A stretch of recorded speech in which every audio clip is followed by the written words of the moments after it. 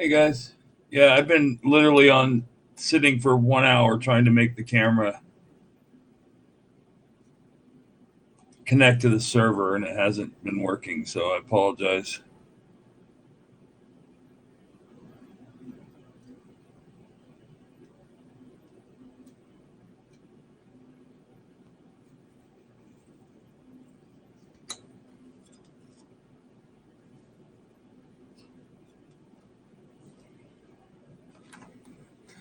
Canine, you'll love this one, buddy.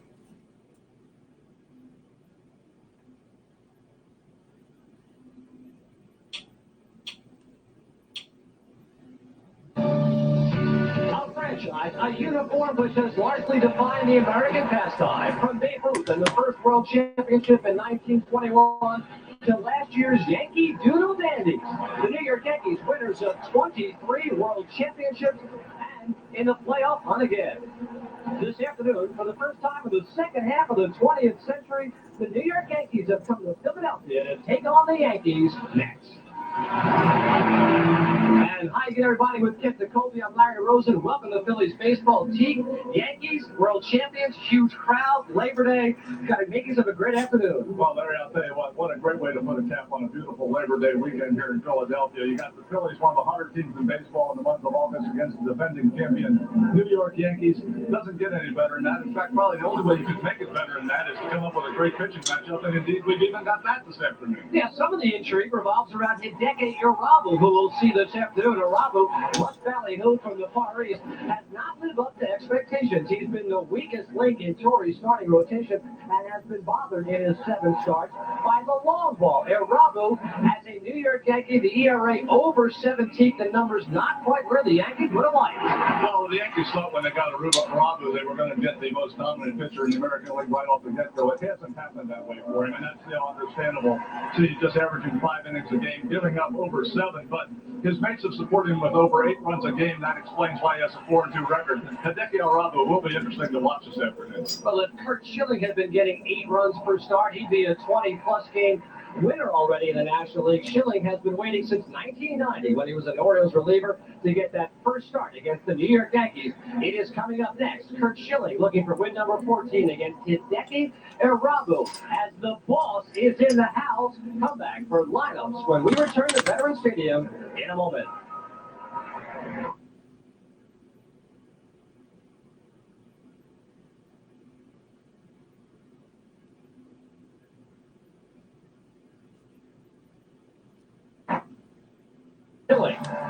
Derek Jeter, Wade Boggs, Bernie Williams, Look at that lineup. Martinez and his 41 home runs, Paul O'Neill, Chad Curtis, Joe Girardi, Ray Sanchez, and Hideki Irabu.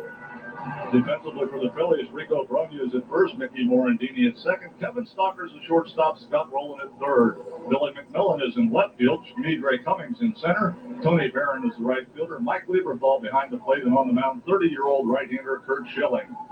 Schill making his 30th start of the year for the Phillies, has a 13-10 record with a very fine 292 earned run average. Kurt leads the National League in strikeouts with 264, and those 264 also tied I almost went there. Randy Johnson for the Major League lead. Needs just 4 strikeouts today to tie Jim Bunning for 6th on the Phillies' all-time strikeout list. Way back when, between 1988 and 1990, when Kurt was pitching for Baltimore, he faced the Orioles 4 times during that period of time, no wins, 1 loss, and a 7.71 earned run average. I think I said Baltimore, those were his numbers against the Yankees. He had a no decision last Wednesday against the Padres in the Phillies 7-6 win. Pitched 6 innings in that ballgame with 6 hits, 3 runs, only 2 of which were earned. Walked a pair and struck out 10. Yeah, I can see your comments. 15th time this year he's gone double-digit in strikeouts, and also has been double-digit strikeout games in 8 of his last 10 starts. Not bad. Kurt Schilling, pumped and ready. Speaking of pumped and ready, what about the crowd here today? I'm in to tell you, during the introductions, as much noise as I've heard all year long. Derek Jeter swinging first pitch. Be interested to see the crowd noise breakdown, T. Maybe about 2/3, 1/3 Philly fans, Yankee fans. Although there's a lot of navy blue. Of course, the Yankee fans were those that were here early, making the early noise. Check swing, strike 2 on the foul tip.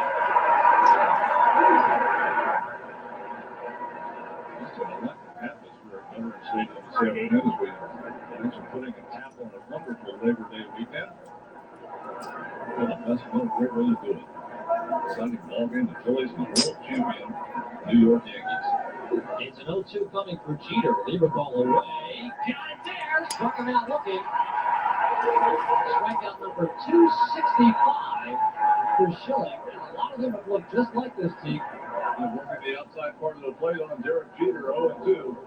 Hey, what's up? He's aggressive. He goes at hitters. American League pitchers not nearly as aggressive, so it'll be an adjustment for the American League hitters and the Yankees this afternoon to adjust to the very aggressive style of Curt Schilling. 265 now, 10 ahead of Martinez for the National League lead. Now facing Wade Boggs. Boggs making his fourth consecutive start at third base. Former Philly Charlie Hayes has had a viral infection of the throat, so Boggs, who had not been playing on an everyday basis, playing third for the fourth straight day. Shows pouring him over. Fastball at 95 miles an hour. It's a great mullet. As Boggs stands in, he's got 2,780 lifetime hits. I ultimately picked Boston just because it presented a much bigger, better challenge.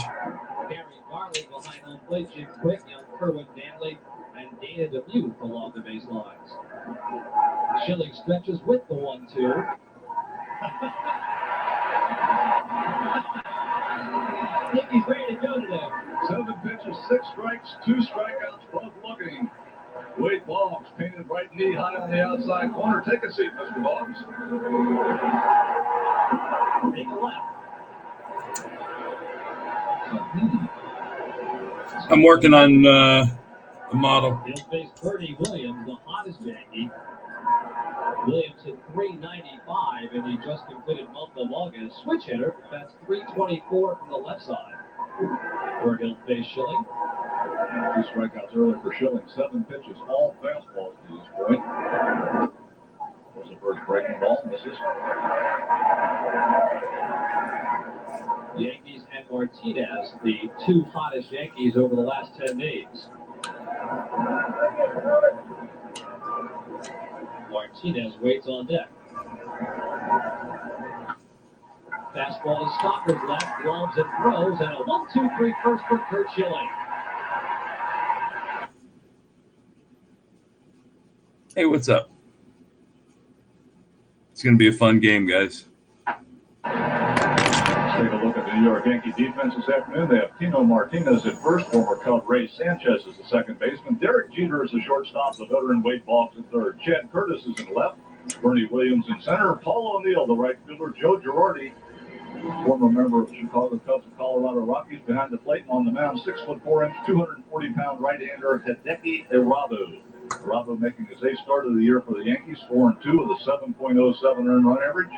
Irabu's lived up to his reputation as a strikeout pitcher. He struck out 32 and 35 and 2/3 innings, but he's also had some problems along the way.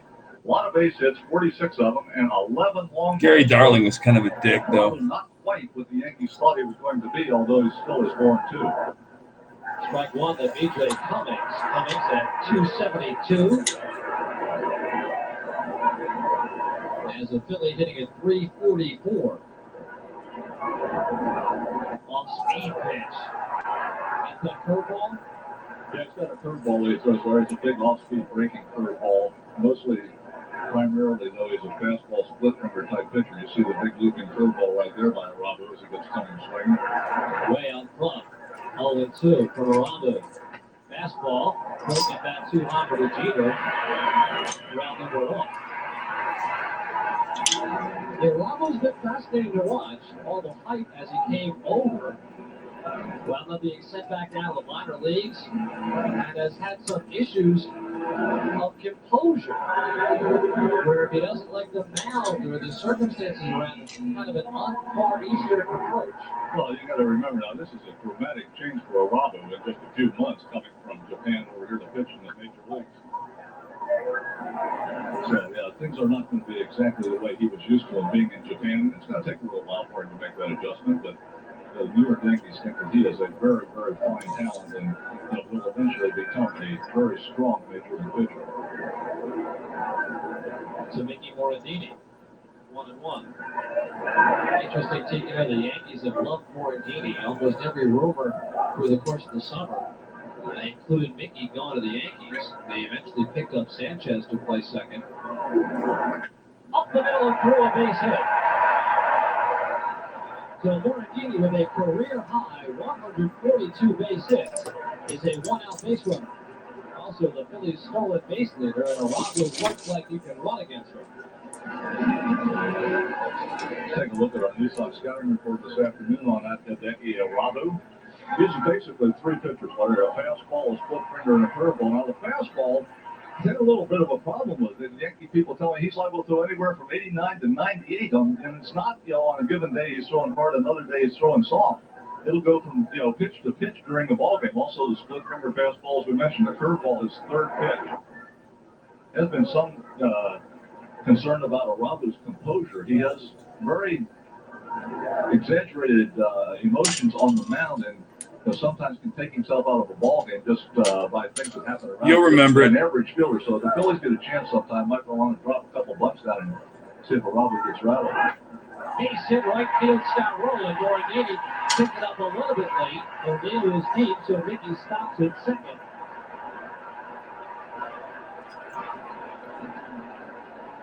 Two on, one out on solid singles by Morandini and Rowland. Pitch down and in, Rowland slashes it into right field. Mickey throws for just a second. Line drive in right field, wanted to make sure they got over the infield. Sharply as it was hit, Mickey not going to. He was insane. O'Neill with one of the strongest right field arms in the American League. So keep that in mind as the afternoon goes on. O'Neill is not the guy that you want to run on. Yeah, he committed suicide. With Morandini's base hit, Arago is now giving up base hits to the tune of 340 against left-hand hitting, like Rico brought him. Away. 1-0. Of course, this is as big as it gets for the Phillies, where the Yankees leave here for a showdown with Baltimore in a few days. Now it's front of the curveball. So as intriguing as it is, and the big crowd and Labor Day festivities, why would he be hated? Stop along the road for the Yankees. Well, this is a game that the Phillies have been focusing on for a while. They've been looking forward to a chance to play the defending world champions. Of course, as you mentioned, the New York Yankees just one day at a time trying to keep themselves in that American League race. They have bigger fish to fry, so they say. Their skipper made a comment yesterday, Joe Torre, that they really didn't think that they could catch the Orioles 6.5 games back. So they were basically playing for the wild card. Now you got 3 with the Phillies, then 4 with the Orioles. So there was some media response to that, as if to say Torre was a bit out of line. In the dirt, swing and a miss. Ronnie will head for first base, saying, is it occupied? Not occupied? Am I here or am I not? Rowland moved up, Morandini moved up, but Rico's still asking questions. Like Rico thought they made contact with that pitch. Obviously, first base is occupied, so he cannot run on a missed strike 3. The question right now is, did Rico indeed foul the ball off? No. Looked like the ball hit off the top of home plate as it went by, bro. That might have been the sound that Rico heard, was the ball hitting the plate. It depends, yeah. Yes. I mean, this was a game that I knew when I left the bullpen, the game was over. One of them about 4 or 5 days of my career where I knew. His first strikeout. First base open. On the strikeout wild pitch, going into the third and Rowland to second. And Mike Learthal, who's batting .319 post All-Star break, looking for a clutch 2-out base hit. Arago steps off.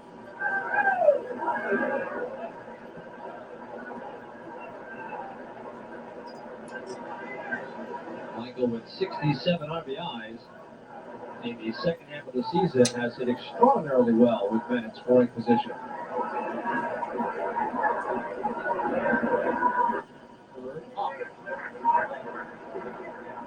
Yeah. The work high fastball splitter pitcher and would use the curveball on occasion just to kind of set you off of it. Has thrown quite a few of them, especially first pitch early in the ballgame. He has had some problems this year so far against the American League hitters on first pitch base hit. Ripped to left field and a base hit. Rolling coming way down and Curtis will concede the run. A 2-run, 2-out single, Mike Lieberthal.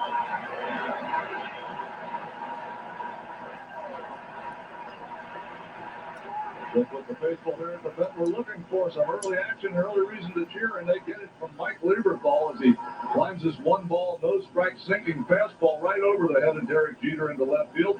Chet Curtis on top of it pretty quickly, but did not make a throw to home plate on Scott Rowland. There's the 2 outs, Rowland able to move on contact, comes in standing. Phillies up 2-0. Mike Lieberthal takes the first 2 of this game. RBI's number 68 and 69. In this coming-of-age season for Mike Lieberthal. He's on first for young Billy McMillan. Foul tip on to by Girardi. Of course, Girardi is a National League catcher in his past, so he'd have a lot of input with hitters like Ronnie Morandini, etc. You'd imagine, but the Phillies have such a young lineup anyway. Yeah, there's a lot of guys in the Phillies lineup, even Girardi, who just moved to the Yankees not too long ago, hasn't seen. Inside corner, says Gary Garlick. It's 0-2. Girardi, of course, started his career with the Chicago Cubs and moved on to the Colorado Rockies. Very familiar with veteran National League hitters, but not quite so familiar with the new breed Phillies. On the hands of foul back. That's the loss for Steinbrenner. As much as anyone, the reason Hideki Irabu was on the mound for the Yankees at all, and today specifically. Yeah, Burgess Wallace is a little bit lighter to make Irabu his starting pitcher this afternoon. Many yen were spent to bring Irabu across the pond.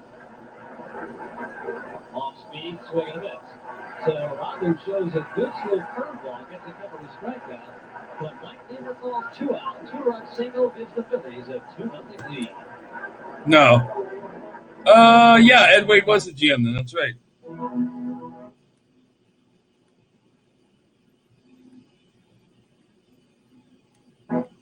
Phillies have one of the best Augusts on record. Their best month since '95. They were 17-10. The team batting average way up. Team earned run average down 2 runs per ball game. Schilling, of course, could have been 5-0. And Cummings had a red hot month. So Terry said that he used to hope the team would be competitive. Now they come to the ballpark expecting to win. A difference in philosophy and in feel. Yeah, it's a ball club that's playing with a lot more confidence right now, Larry. And I think it's part of the growing process that the Phillies are going through this year, just learning. I did, Gary. Thank you. What they're doing, and how they're going to go about it. The ball club, obviously, right now, very confident in the way they're playing, and it shows in the August numbers. Here's Tino Martinez with 41 home runs, a career-high 125 runs batted in. Martinez, 41 home runs, is the most by a Yankee since 1980, when some kid out of Cheltenham popped 41. Reginald Martinez Jackson trails Griffey by 3 with a full month to play.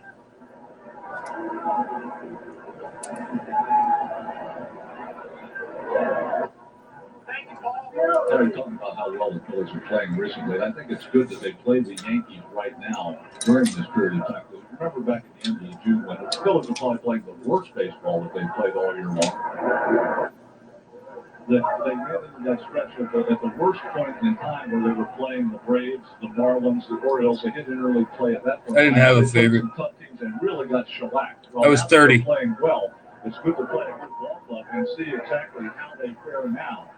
You know, the old saying in baseball is you're never as bad as you are when you're in a bad streak, and you're never as good as you are in a good streak. But a good test for the Phillies right now to play a very high caliber ball club when they are playing well. See how they stack up.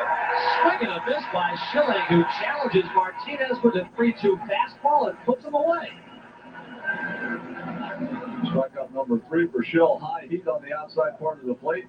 Martinez not able to lay off. Tino Martinez, who likes to pull the baseball, very tardy on that fastball by Curt Schilling as he blew it away. Schilling now with 267 strikeouts on the season. His next strikeout will tie him for the most ever by a Phillies right-hander. Jim Bunning had 268. Paul O'Neill has seen Schilling lots before with limited success, 1 for 9. With a walk and a strikeout. Of course, O'Neill formerly a member of the Cincinnati Reds for such a long time before he moved to the Yankees. So those numbers, Schilling's numbers against the Yankees from 88 to 90. Well, this is a little different Curt Schilling that pitched against the Yankees. Of course, this is a different Yankee ball club, too. Back then, that club was led by Don Mattingly, the guy who just had his number retired yesterday. Off speed by Schilling. Ceremonies at the stadium yesterday, Mattingly's number retired. Are there any numbers left? Well, they got a couple left. Everybody, as far as I know, everybody on the field still has a number, so. Not too many single digits, though. No, the single digits Reds. go fast in New York.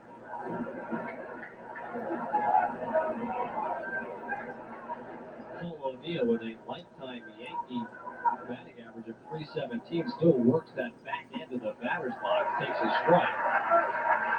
He's fifth on the all-time Yankees batting average list. And when you're on those lists with the Yankees, you're behind Ruth, Gehrig, Holmes, and DiMaggio. Hey, look at Paul O'Neill's stance. He gets about as far back, away from the plate and deep in the box as he can. Wants to get those arms extended. Outside edge, O'Neill doesn't like it. And has something to say to Gary Darling. Strikeout number 4. And George's, go get me that guy. Well, the raging debate is, is the National League strike zone wider than the American League strike zone? American League clubs getting introduced to that National League strike zone this year through interleague play, and apparently the hitter's not real happy with the fact that the National League zone appears to be a little wider than the American League one. Chad Curtis swinging first pitch, which might not be a bad idea, fouls into the upper deck. Curtis, late of the Cleveland Indians, acquired by New York in the early part of June, has hit .292 since coming over to the Yankees, .283 overall. Schilling now with 4 strikeouts in the first 5 outs. 3 of those 4 looking. Long and deep, took a foul down the left field line, 0-2. I think players love playing for him. Emerged as the everyday catcher for the Yankees. That's about right, K9, because I got a little ass. So he is your everyday catcher in New York. And 2 strikes and 2 outs. The crowd getting into it again. Watch his slider.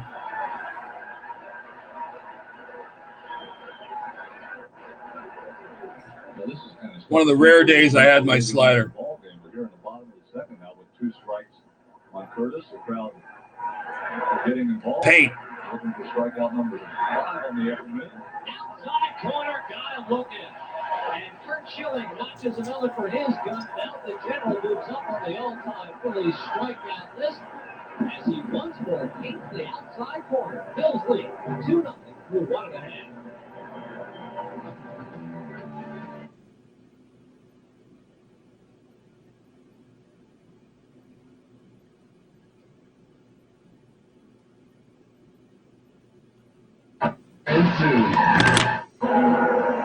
A bit of history right here for Curt Schilling, Kent Colby. Curt Schilling with strikeout number 5 on the afternoon. That puts him ahead of Jim Bunning. The slider right on the outside corner. Now the all-time right-handed strikeout leader in Philadelphia Philly history is Curt Schilling. Since a little sheet on the wall behind Curt, those are notes on the New York Yankee hitters. A lot of pitchers would just kind of go along and say, well, it's an interleague game, it's one time, now I'll just go out and do my best and see what happens. Not Jill. He's been doing some research on these Yankee hitters. He's got a plan coming in this afternoon. The leader in strikeout for 9 innings. Tony Barron swings through. Barron was named a postseason All-Star at the AAA level. As the AAA season ended. Bills will add a couple players tomorrow. Down at the plate, we'll see Desi Relaford and catcher Bobby Escalera. The Phillies really not going to call up a whole lot of players in September. The players that they have, the young, inexperienced major league players are already here. They've been here all year long, so a chance to let them play the final 6 months of the season. That is a big month. Yeah, it's not actually that outside. Yeah, this camera was goofy. But those are strikes. He bits like Paul O'Neill. Produced or retransmitted in any form without the express written consent of the Phillies. Phillies basically now have 6 starting pitchers with Green and Grace. So to add a Carlton Lower, he might have gotten a start in a doubleheader coming along, but the Carl Lower threw a ton of innings and will not be here. Francona and Thomas did not want to add a player who might have only gotten a couple of appearances as Kevin Stocker lines a base hit to center field. He's a one-out base runner for Kurt Schilling. He said a lot of first pitch swinging has hurt Irabo, and Stocker's among them then. Stocker got this fastball right down the middle. First pitch lines it into right field. Show a chance to come up to the plate. Sacrificing along. One little note, Larry, on that ground ball to first base by Tony Barron. Just put this in the back of your mind for later on. Irabu did not break off the mound. It was very late. Only took about 2 steps over toward first base. Of course, it wasn't a problem for Martinez because he was right next to the bag when he made the catch. But we were always taught the first move on any ball to the right side, get over and cover first base. Irabu did not. Schilling shows one. It's in the air, but it's unplayable for Girardi. Strike 1. Kurt so far this year has sacrificed 9 times successfully. He's done a nice job in that department of helping himself along. St. John Vukovic down at third base, flashing the signs. Not here. There they are. 9 sacrifice runs for Kurt, looking for number 10. Been a hot hitter, hitting .313 in his last 10 starts. Damn, raking. Doesn't always mean he's going to sacrifice. He has pulled the bat back and done a lot of slug bunting this year also. Boggs is up well in front of the bag at third. Martinez holding his man at first. Stocker with So horrible at bat. on the year.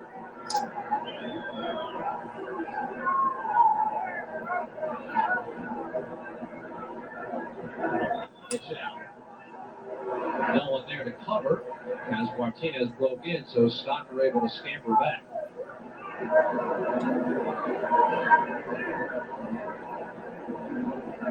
That man waited 4,000 major league games plus to win a world championship, or the 2,000 as a player, or the 2,000 as a manager. Schilling wins it foul. In fact, when you talk about Joe Torre, it was the highest total for someone reaching the World Series since 1903. 4,268 games he was involved in before reaching the World Series. Kid out of Brooklyn that finally got to the series as the manager of the Yankees. Stocker goes, foul back. So Schilling becomes Irabu's 3rd strikeout victim, and Stocker will turn around and head back to first base. When you got a guy in the hole and you're trying to make him bunt, you try to make him bunt the high fastball. Irabu runs his ball up and into Schilling, not able to get the ball on the ground. As Stocker was on the move from first base for 2 strikes on Kurt. Also with a foul, strike 3, where Spock has to go back to first. Kurt not able to get the job done. And he's aggravated.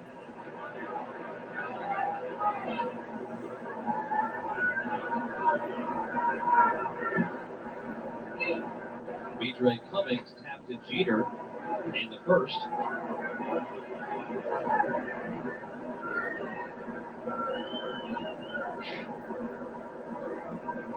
Hideki Irabu, 28 years of age. Stocker goes, and Cummings swings at a high fastball on the hit run and fouls it back.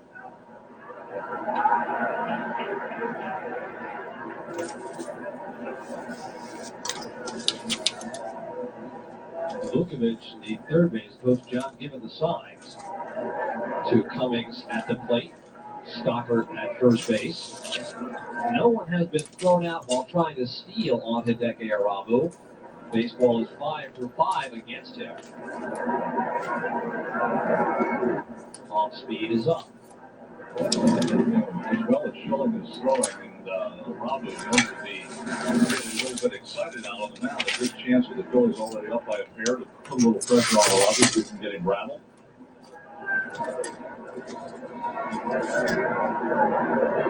Inside, 2-1. Good action pitch for Stockard with good speed and Cummings at home plate.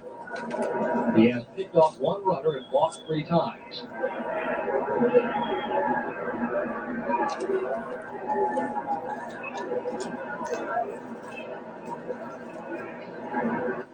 Now back 2-2.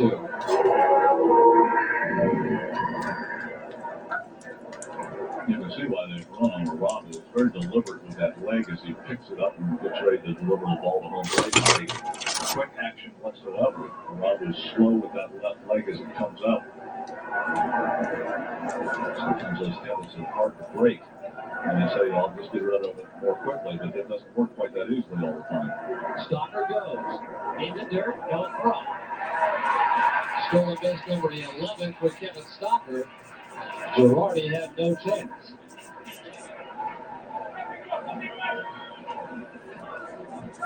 So Stockard gets himself in scoring position. We'll take a look at Arabu's flurry. Watch how slow the left leg is as he raises it up to go to home plate.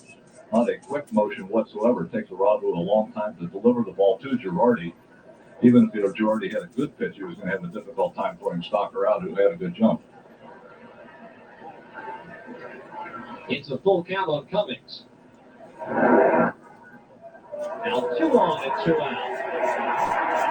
First walk of the ball game. On the high fastball.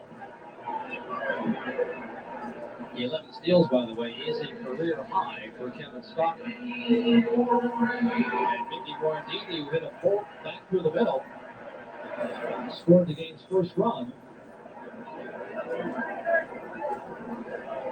With 2 on 2. No. Strike call. Do a lot of pitches this game. Cage at batting practice this morning. He had 2 balls that combined 845 or 50 feet yesterday in Detroit, and both were flyouts to center field.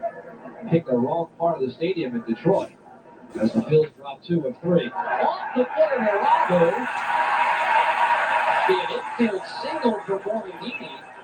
And the bases are loaded for Scott Rowland.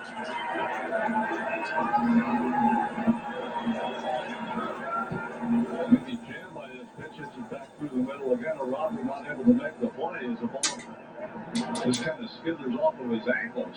Now Stottlemyre going to make a trip to the mound. Well, the longtime pitching coach with the New York Mets. And was Joe Torre's pitching coach there. Now moved over to the Yankees with Joe Torre. Done a tremendous job with this ball club. Now, one of the all-time best pitching coaches in the National League. Have a good night, Eric. I'm not quite sure in this conversation now. You got. I remember the name, yeah. Girardi, and then all of a sudden, a little bit of that passes over to Arabu. Arabu doesn't speak a whole lot of English, so I'm not sure who the interpreter in this group is. Stottlemyre earlier, he says Arabu understands baseball terms, but not much else in English. See right there, Arabu throwing a lot of strikes. 35 pitches, 26 strikes. And possibly the quality of those strikes was got in trouble right here. The Phillies now have 5 hits in the ball game already, and a chance to really put a hurt on Arabu early. Rowland singled and scored on a base hit right field. Breaking ball low. Arabu has had 1 start where he lasted 2 innings, 1 start where he lasted 3 and a third. I'll be right back. He's had an inning and 2/3 and in a heap of trouble with 2 outs. Bases loaded for Rowland. Off speed, 2-0. Scotty has yet to get a base hit in this rookie season with the bases loaded. Has hit safely in 27 of his last 29 ball games. Pretty good time to change that around right here. In a 2-0 pitch to Hammer. A little bit late. 2-1. That fastball at 94 miles an hour. Rondo thrown a couple of soft curveballs and got the fastball in on Roland. He's a little late. He fouled it off the facing of the upper deck on the right side. It's a 2-1 pitch. Check swing at the plate. 2-2. Irabu's fastball at 95 miles an hour. He's 6'4", 240. And certainly can throw hard. Stockler, Cummings, and Morandini, your base runners. Phillies lead 2-0. 2-2 to Roland. Swing and miss. And Irabu does go off as he comes off the mound. A huge early strikeout for Hideki Irabu. And the Yankees still trail by a score of just 2-0.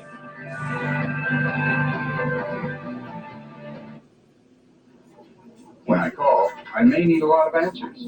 Almost any question you might have, we can answer.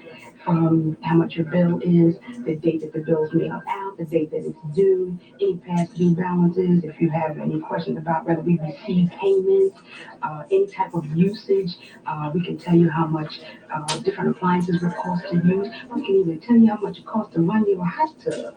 Good morning. Thank you for calling Pico Energy. My name is Judy. How may I help you?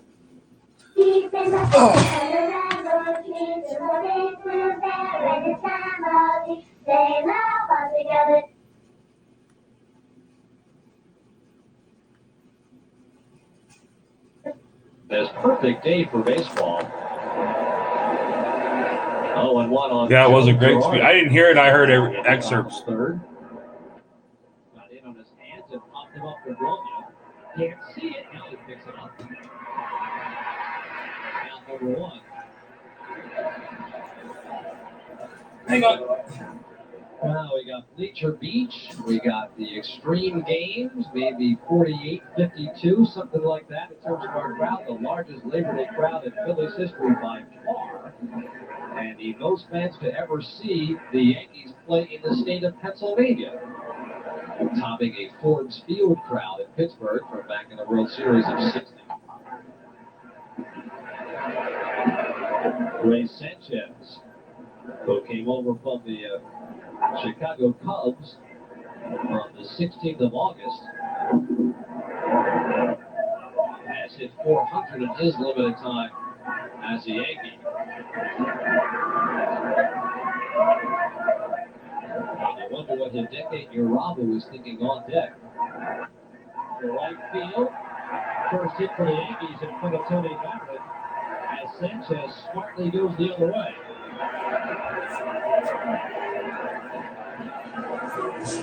Sanchez lines his fastball, stays on the inside. Slider middle. Into right field. Ray Sanchez, one of the guys on the Yankees that has seen more of career showing recently than anyone else. I'll tell you what Irabu's thinking. Thank you very much, Ray Sanchez. It's going to be much easier to try to bunt this guy than it is hit him, although Irabu may not have a whole lot of chance to bunt either.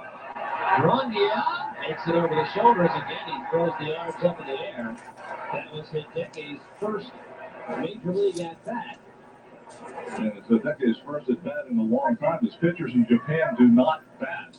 They use a designated hitter over there. Irabu has not batted since he was in high school. Well, you can tell by that bunt attempt right there that he has not obviously done a whole lot of bunting over the course of his career. I talked to Joe Torre before the game. I asked him, I said, what about Irabu's hitting? He says, that's Stottlemyre's responsibility. He's in charge of the pitcher's hitting. Joe just very diplomatically passed that one on. So Sanchez stays at first. Jeter swings, fouls it to the right side, 0-1. Jeter struck out looking to start the ballgame. Jeter opened the season as the 7th hole hitter for the Yankees and hit about 220. Torrey popped him up in the leadoff spot, a strange reaction to a slumping hitter, and he's hit 326 as a leadoff hitter. Close play. Jeter, the 1996 American League Rookie of the Year, and a nice contributor during the postseason run that the Yankees had. He established himself early on as not only a good ball player, but for a rookie, a guy who was able to take a little bit of charge in the clubhouse among so many veteran players. A very outgoing player who's very conscientious about his work. Born in upstate New Jersey.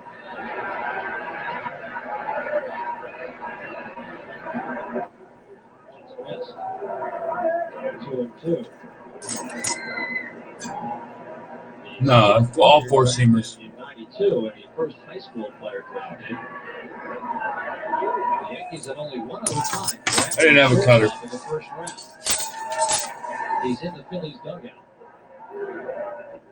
Inside, his name is Rex Hunter. Rex Hunter, the Yankees first round pick in 1978, also a shortstop. There he is. 2-2 on young Derek Jeter, who just turned 23 years of age. Good for that time. Finding back as Sanchez.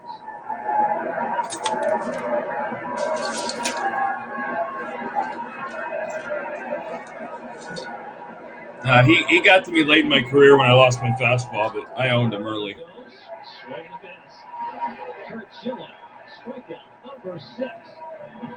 But the Yankees do get their his first into the ballgame. They trail 2-0. The staff and the management here at the Philadelphia Zoo are making the switch to any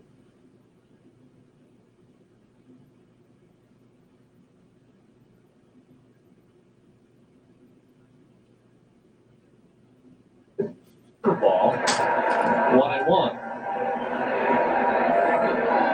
And Philly left-handed hitters have tattooed first pitch base hits off of Arabu's fastball. Looks like he kind of put that in his pocket for a while as he starts throwing it off with the breaking ball and follows it with another one before he chases him off on that inside fastball.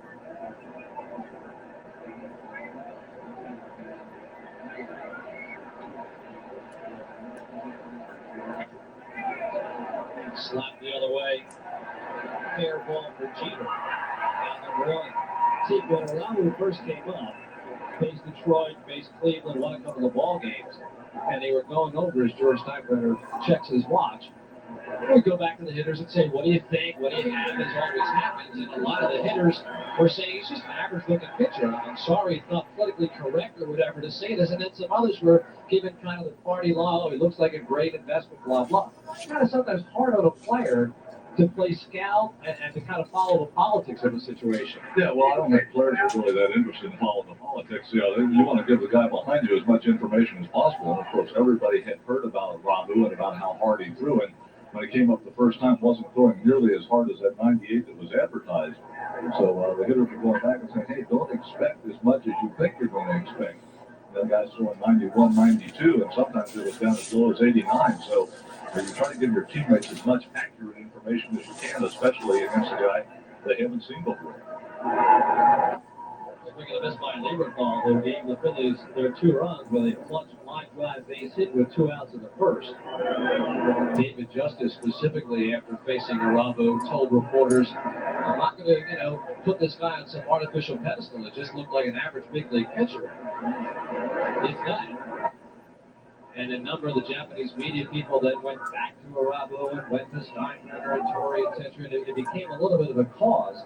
As you see, anything that Hideki does, much like Hideo Nomo, will be captured for all time. High ball. So Lieberthal, a 1-out base runner. Second walk issued by Arabu. Originally, his rights were acquired by the Padres. Of course, you recall he would not sign a contract with San Diego, said he would only go to the Yankees. The Yankees made the deal with the Padres conditional on being able to sign him by Memorial Day. He signed just in front of that. And that's when his American trials began. Looked inside, strike 1 to McMillan.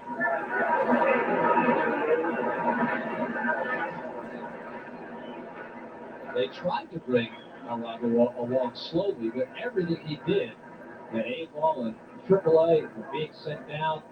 I love George Steinbrenner. No question about that. Runner goes, leader ball quick lead. They call that a caught stealing. 1-3-6.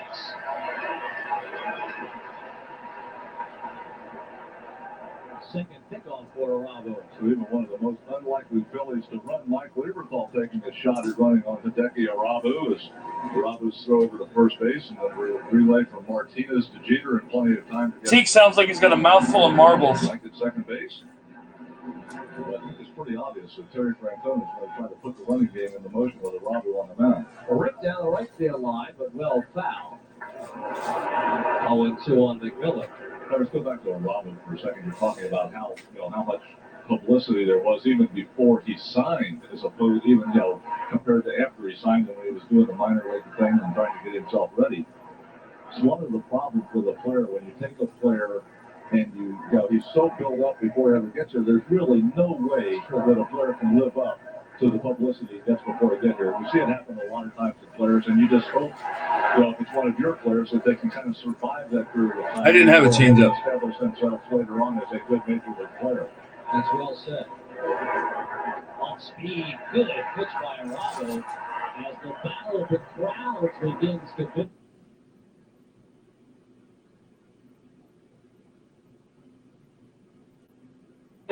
On top 2-0. Hasn't taken Hideki Arabu long to realize that the outside part of the plate, as opposed to the inside part of the plate, is where Gary Darling's wide strike zone is. We'll take a look at the looping curveball against Billy McMillan. He starts the ball off the plate and loops it back toward that wide outside corner, gets the call.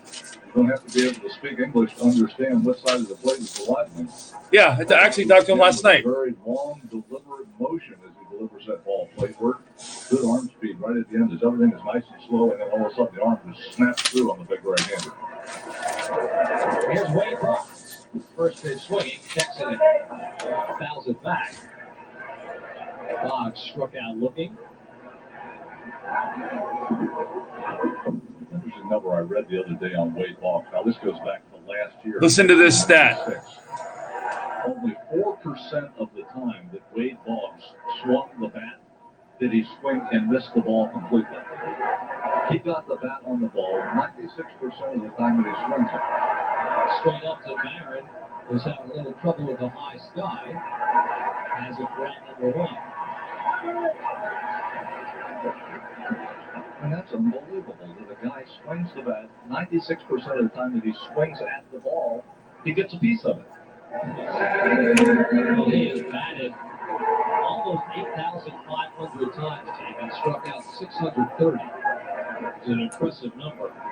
Has walked twice as many times as he struck out, and that's how you have a 333 lifetime batting average. And a whole bunch of batting titles. 5. A trip to Cooperstown waiting. Williams shows bunt. Was not a classic drag bunt. For Williams, who's a little angry at himself. 395 hitter in August raised his overall numbers to 328. I'll tell you something about how Kurt Schilling is throwing. Guy is swinging the bat that well, attempting to bunt the first pitch off of Schilling.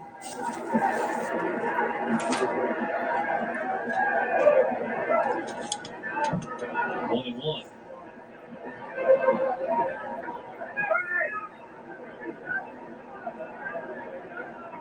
There's one difference in New York from most other teams is the amount of talent on the bench.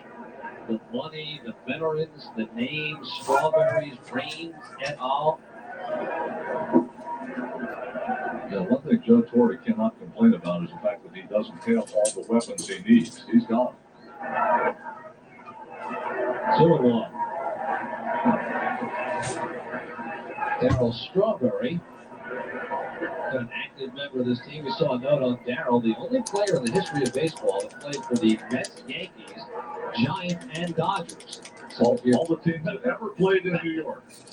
No, they didn't play for them when they were in New York, but the Highlanders became the Yankees. I mean, any team that ever played in New York, Darryl Strawberry has played there.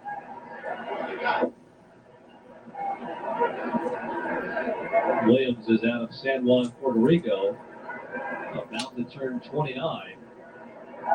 Bernabe Figueroa Williams has a 2-2 count from Kurt Schilling.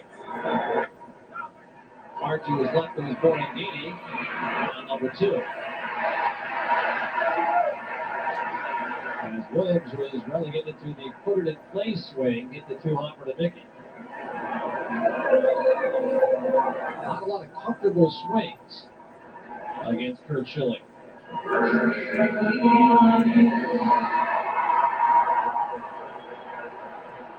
Tino Martinez struck out swinging to start the second.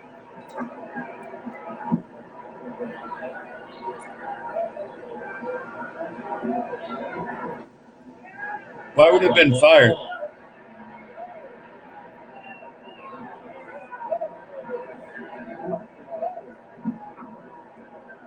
No, the answer is no. I'm not even, I've never even heard that question. Out of the University of Tampa was an 88 Olympian. Swing and a miss. As Kurt went toward that danger zone, a 95-mile-an-hour fastball went down and in on a home run hitting left-hander. Yeah, not so often when you throw a ball by a hitter down and in, but you do right there to Martinez. Most left-handed hitters, that's their happy zone. Just missed. That didn't miss shit. Schilling wanted that one off the outside edge. That wasn't off. That was a strike. The outside part of the plate has been the wide part of the plate so far this afternoon. Possibly just a little bit low. Nope. But that same area has got a lot of called strikes though. Swing and miss. Kurt Schilling goes back outside for strikeout number 7. You're watching Phillies baseball on Sports Channel. Well, if at first you don't succeed, try again. Schilling right perfect on the outside part of the plate.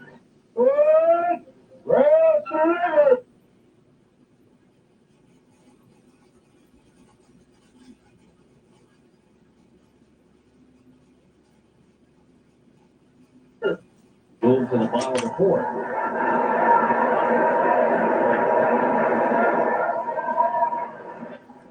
Well hit to left center field.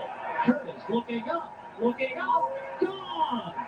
Home run number 3 for Tony Barron. The 12th given up by Hideki Arabu. Phillies lead 3-0.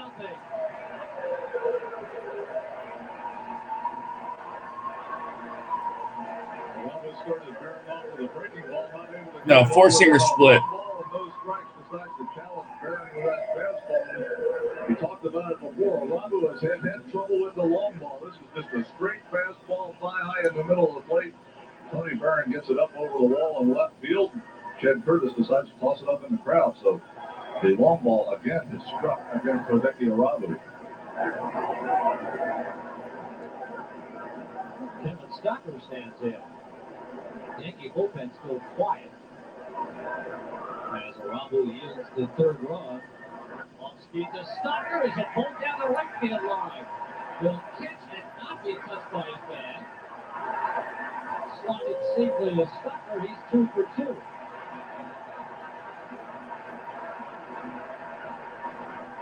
On the off-speed pitch, Stock just yanks it into the corner.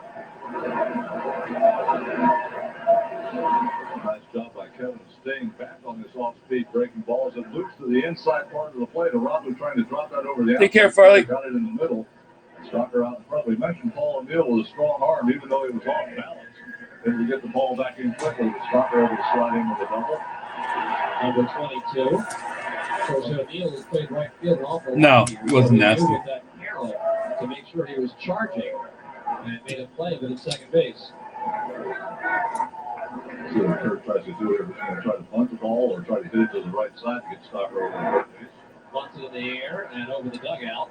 Nice one-handed play there. It's 0-1 as the Yankees do begin bullpen action. Brian Boringer with the early call. Nobody out, bottom 4. A run into the Barron home run. Stocker in scoring position. And Schilling taking sacrifice. And Sloan's had some trouble getting the ball down against Robbins good here as he misses outside. Wouldn't be surprised to see them take the bunt off and give Schill a chance to just try to slap the ball on the ground to the right side. Johnny Booth going through the signs. Schilling has 67 at-bats, plus the 9 sacrifices. Is comfortable with the bat in his hand. Line drives that drop. Garabo, no one's covering third, and Garabo doesn't take the out.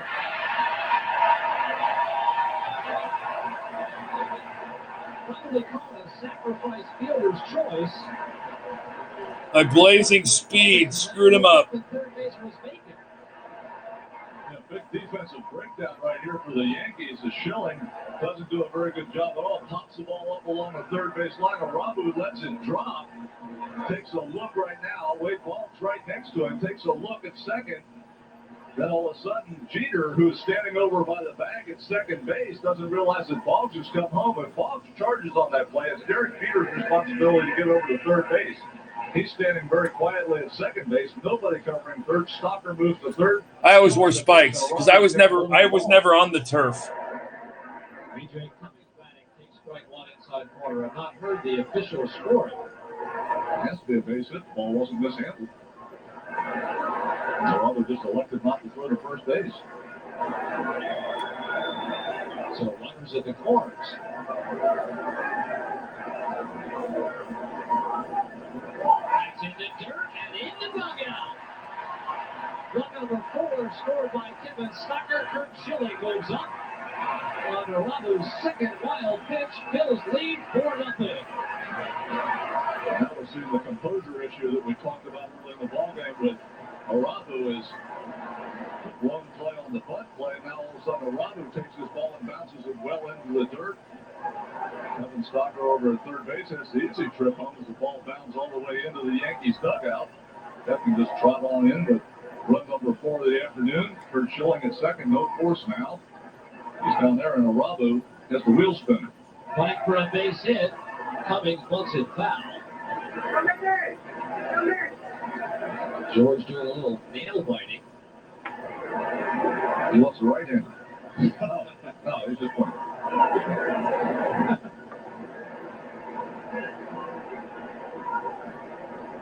I keep thinking it's an episode from Seinfeld. Every time we look for George Costanza sitting on his left. Schilling's ball was ruled a base hit. As Arabu threw nowhere. Cummings tries to just pull it and move the base runner. Yanks it foul.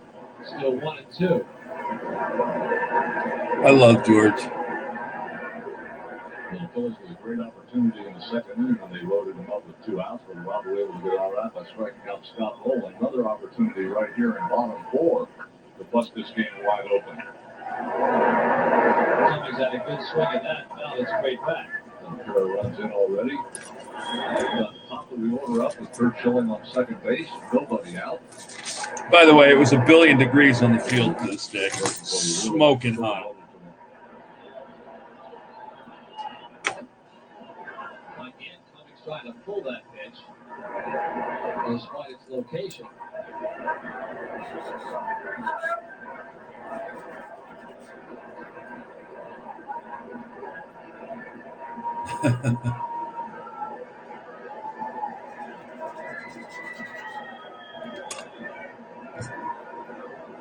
One and two. Arabu to Cummings. Line drive, knocked down at second base by Sanchez. Infield single. Schilling playing it very safe. Sanchez had a shot at it in the air, holds at second base. 4th consecutive base hit for the Phillies in the inning. That's going to bring Joe Torre out of the dugout. And that will end the afternoon for Hideki Arabu. Take a look right here. A nice play by Sanchez just to knock this ball down. As you mentioned, Schilling had to wait. He didn't know if Sanchez was going to get there and hit the ball in the air or not. So with nobody out, plays it safe, retreats to second base. And Hideki Arabu gives up 9 hits in 3+ innings. Doesn't retire a hitter in the 4th. Gives up 4 runs, responsible for the 2 men on base, and his afternoon is over. And as he walks up the mound, the tip of the cap I assume in frustration and sarcasm, his day is done, trailing 4-0 at the bat. I teach first grade. I teach the high school classes. But then the school gets out. We pack up our camper and we start out traveling. We get kind of scheduled and we decide where we're going to go. We're all loaded up with lunch, reading clothes, and the dog. And We'd much rather be out in the woods than we would downtown somewhere. we left the following. We got 24-5, 2 wins, 2 losses. I like the Diamondbacks units. On average. It's done a nice job for the Yankees. 31 in the third innings. Struck out 36 batters. Does walk a high amount of batters, going up 31 in the third. Also 26 walks, so a hard thrower that can get wild. Rehab stints for Boringer, facing Morandini to left center field high. Williams, who glides in center, has a chilling tag, and he's going to go with the throw conceded by Williams. She'll slide, he's safe. That's right. Whereas that just a miscue by Bernie Williams, thrown to the wrong base, conceding Show wouldn't go. No, he's pretty deep in left center field, so Williams is going to return the ball to second base all the way. Cummings at first had started to break toward second, then once he sees the ball coming toward second, heads back to first base. But a good job of base running again by Schilling as he waits to make sure that Williams has made the catch and then moves over to third base. He doesn't know that the throw's not coming. The pitchers aren't that experienced, so when in doubt, slide. Scott Rowland with runners in the corners. And 1 out, 2 in. Foul tip off the mask of Girardi. And Hideki Araba's afternoon, pretty much what we expected. 3 innings, he got his strikeouts. 5 strikeouts in the 3 innings, but gave up a ton of hits, 9 of them. Walked 2, giving up 4 runs to this point, responsible for the base runners the Phillies had won. It's kind of the way things have gone for Araba. And by the way, he did manage to give up that long ball again. Yes, he did. Cummings is kicked off as he spun his wheels. Not even a fire move by Boringer, but Cummings kind of spun those wheels and is quick clean at first base. Look right here. Boringer with just the normal throw over to first base. Cummings got tied in between. Do I dive back or do I come back in standing? Well, by the time he got that all straightened out, Tino Martinez has applied the tag. But Scott Rowland picks him up. RBI base hit with 2 outs. Schilling scores. 5-0 Philadelphia. RBI number 79 for the Rookie of the Year in the National League. And you know, Midre Cummings is the happiest man in the ballpark for this hit. Yeah, another down and in pitch. Rolling inside out to the right field. Walking in front of Paul O'Neill. With 5 on the board now. 2 in the first and a big 3 spot here in the bottom of the 4th. All 5 earned and all 5 charged to Hideki Irabu. His line now complete. 5 runs, 3+ innings, 9 hits, 5 strikeouts, 2 walks. Roddy is 0 for 2. And a pair of wild pitches. And I think probably a big part of that is the wild pitch in Kevin Stocker for third. Also the wild pitch in the first inning allowed Morandini and Rowland to move up before they both scored. Swinging the miss by Roddy. Bills 2 in the first, 3 in the 4th. 10 hits already, and a 5-0 lead before a huge Labor Day house facing the defending world champions. Inside corner, says Gary Garley. 1-2 on Runyon.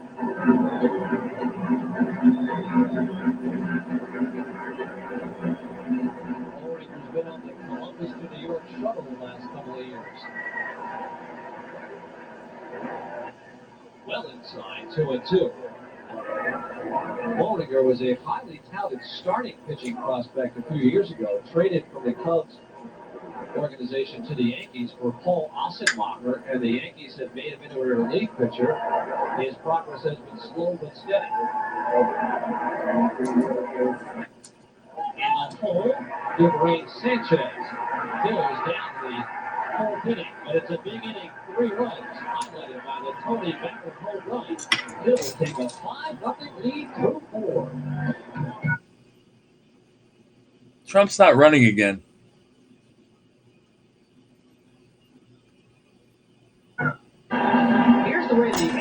West Division standings looked a year ago. New York with a 4-game lead and 76 wins against Baltimore. As of today, the Yankees have 3 more wins and yet are 6.5 games out behind Baltimore. And no matter how they play, they just don't seem to make up any ground. So Joe Torre, their skipper, to the New York media, conceded it's all over. Conceded to the AL East to Baltimore in yesterday's New York Post. Hey, Rev. They should concentrate now on simply taking the wild card. Of course he said that. Raise some eyebrows with a 4-game series coming up against Baltimore. And I guess you never want to tell your team it's okay to settle for where you are, but the Orioles have been tough to catch. Well, the Orioles have been tough to catch, but wouldn't be surprised Joe Torre playing a few mind games with his ball players there also. Because whenever you tell somebody it's over, all of a sudden you give them a reason to start grinding just a little bit harder. I think we've seen the results of that Jerry Reinsdorf statement in Chicago about the White Sox will never catch the Cleveland Indians. And all of a sudden, what have the White Sox done since then? They played a lot better baseball. So Major League Baseball players, one thing you can do to get them going is challenge their attitude and challenge their ability to come back and do something. Very proud people. Paul O'Neill struck out looking at a pitch just like that. In the second, Chile with the dirty uniform from that long trip around the bases. What a productive one. And Chile towards the fifth run of the afternoon. 1-1, 2-1.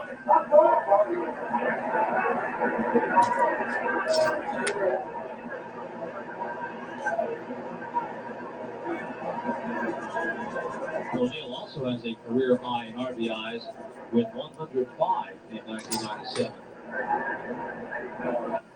The other way, that's the way we remember Paul O'Neill slashing the ball to the opposite field.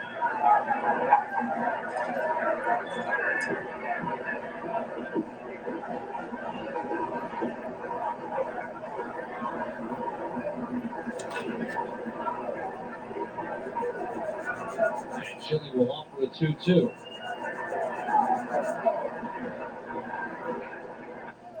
Tapper foul over the Phillies dugout, still 2-2.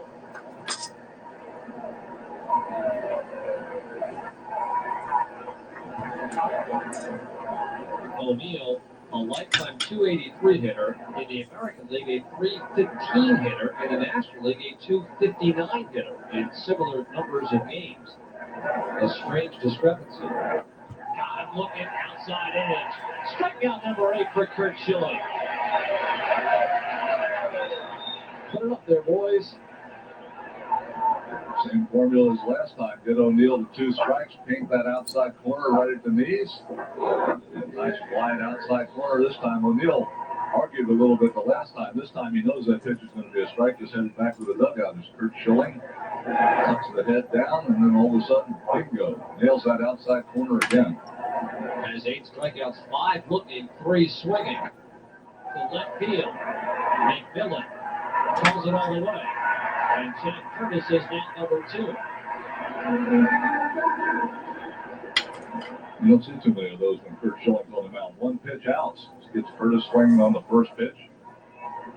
Slides softly to left field. Billy McMillan puts it away. All the pitches that Kurt throws and all the strikeouts that he gets, it's nice to get a couple of those 1 pitch outs during the course of the ball game. Makes your afternoon a little bit more comfortable. Girardi goes the other way.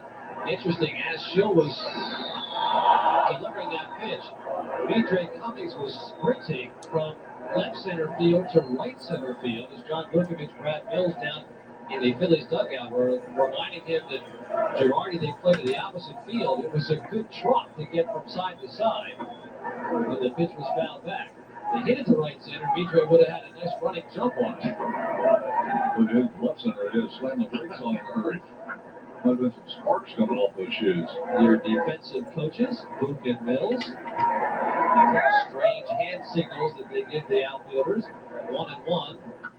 Another late swing foul to the upper deck. Especially John Bukovich when he positions the outfielders. He can get a job over at Philadelphia International if his coaching career ever goes south. Have a good night. He's got all those little hand signals and moving guys left and right. Get those planes right at the gate. It's 1-2 with 2 out in the 5th.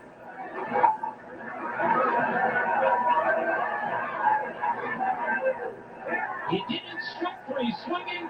Strikeout number 9 for the Dominator. You're watching Phillies baseball on Sports Channel. Kurt Schilling goes with a split. Rails to the river! All aboard for Rails to the River. Brought to you by Northbrook Canoe. Imagine the perfect excursion. You board the Brandywine Scenic Railroad for a 30-minute train ride through the Chester County countryside while you enjoy a continental breakfast. Fastest I ever threw was 100.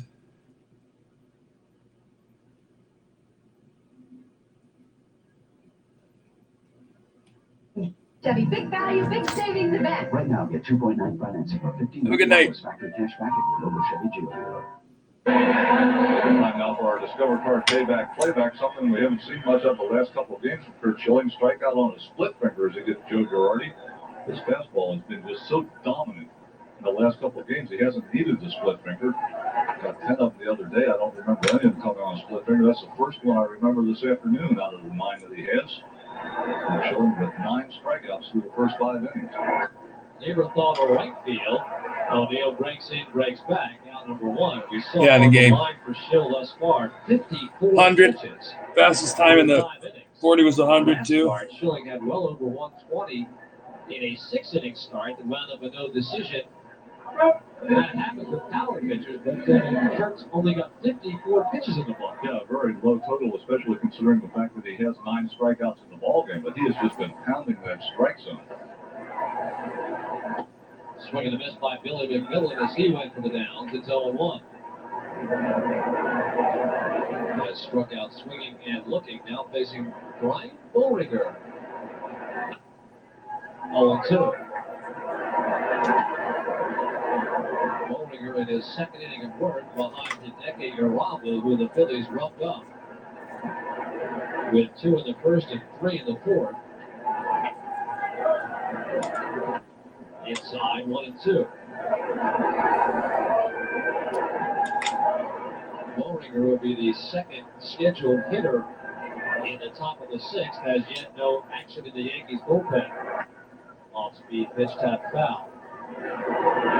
Or something that they have to deal with during interleague play now in National Parks. They do not have the designated hitter, so you have to consider the fact. Damn, that's getting it. Of course, Torrey spent a long time managing in the National League, so that should not be a problem for him. 2-2. He's just keeping an eye on that pitcher spot. And just one other thing the manager has to keep track of: where is my pitcher out in the lineup? Line of first. O'Neill takes him up. No long. They have a little meeting at first base, out number 2. It's a great-looking blue pullover workup jacket with the Phillies logo on it for fans 14 and under. Available on Jacket Day Sunday, September 14th at 1:35 start against the Reds. Perfect item for back-to-school fall weather fun for the whole family. 463-1000 for ticket information or stop by the Veterans Stadium ticket office. I sure hope. Tony Barron hit his 3rd big league home run. I sure hope Keno was funny, because that had to be a boring ass partner It's 0-1. with you telling jokes. Pretty much the everyday right fielder. Hitting at 287 right now. A 31-year-old rookie who had just 1 big league at bat prior to the Phillies call-up. A strikeout by now teammate Mark White. Targets away, the pitch is outside. It's 1-2.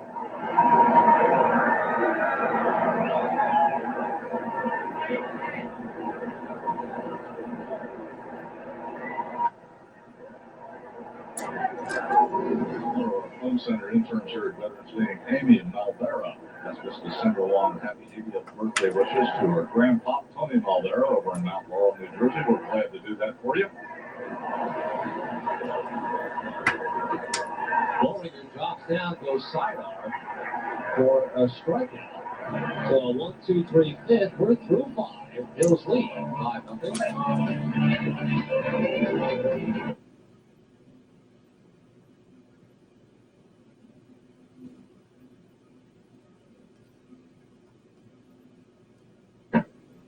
on the door from a failed relationship of your youth, and the child would arrive. That happened to the fanatic at the ballpark today, and yet he embraced the youngster, the young fanatic.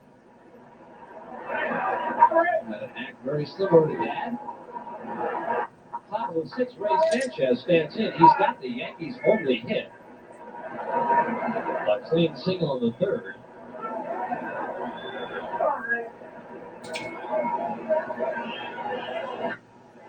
It's for another. Barron breaks in, breaks back. It's over his head. If one hops the wall, Sanchez, a stand-up double on a ball Barron will tell you we should have had.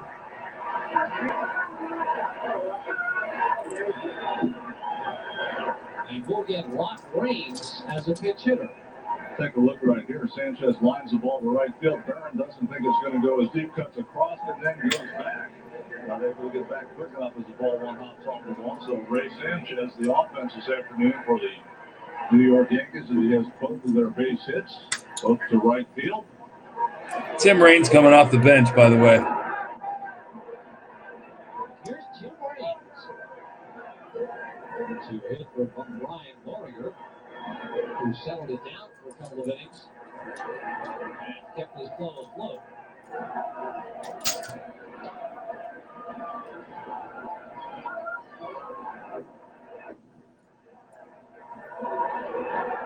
Raines, the veteran, takes a strike.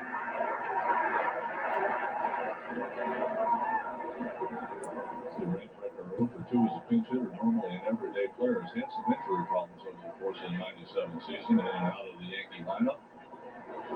He's appeared in only 53 games for the Yankees. He'll turn 38 years of age next week. Fine ball.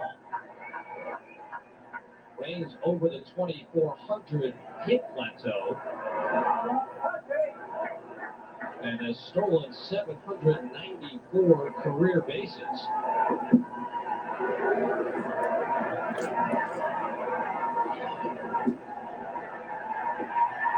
Just missed. 2-1.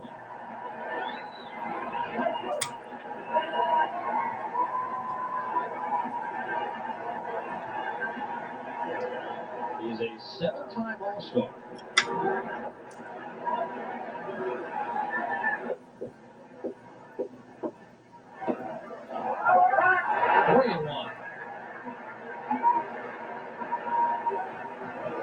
An exceptional career for Tim Raines.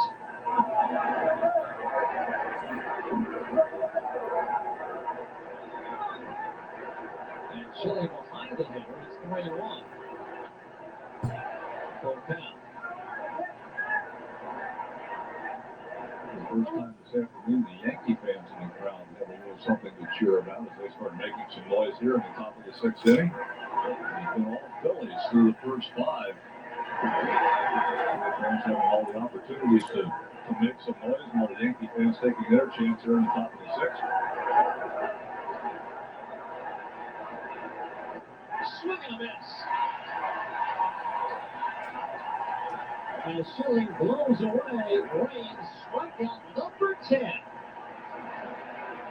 Take a look right here. It's the splitter down for Raines out of the strike zone. Oh, fastball. Kurt Schilling now with 10 on the afternoon. Retires his first out here in the top of the 6th. 16 times. And now 9 of the last 11 starts that Schilling has made, he has struck out 10 or more. He has hit some rarefied air. Swing and miss by Jeter. Graham Lloyd, the left-hander, will likely be the next Yankee hurler. Of the 10 strikeouts this afternoon, Derek Jeter picked them 2 times. Strikeout looking in the first, swinging in the third. Away. 1-1. Randy Johnson had 16 10 strikeout games back in '95. The last National Leaguer to have 15 was Dwight Gooden 13 years ago as a Met.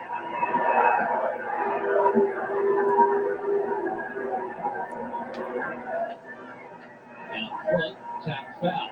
Speaking of Blake Gooden, he'll be on the mound for the Yankees on Wednesday when they conclude the series. He and Tyler Green will hook up Wednesday evening. There's a knocker. Did he take the National League by storm when he was a rookie? A 19-year-old rookie with the New York Mets. A lot of water has passed under the bridge since then, but Blake Gooden's still a formidable opponent.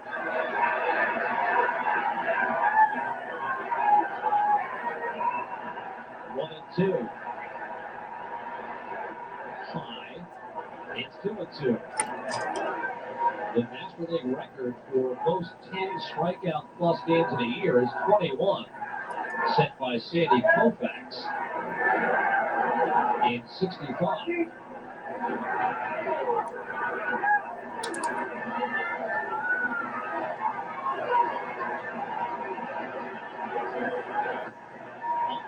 He holds. Counters full.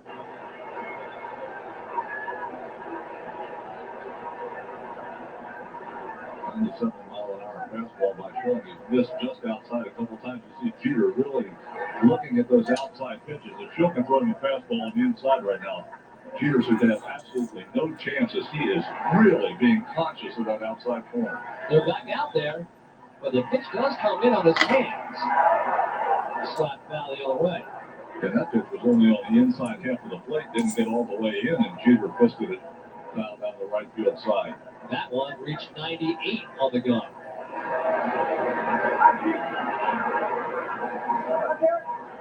Steve Carlton, the only Philly ever to reach 300 strikeouts. And there's Gehrig. There he is. John the Schilling. Part of Team Schilling behind home plate. It sure is a family affair for Philly. Foul off again. Gehrig knows the routine. He comes out, sits in his seat. Mom hands him the sun protection lotion, SPF 25. He sprints it all over, locks himself up, and then jumps back on Mommy's lap.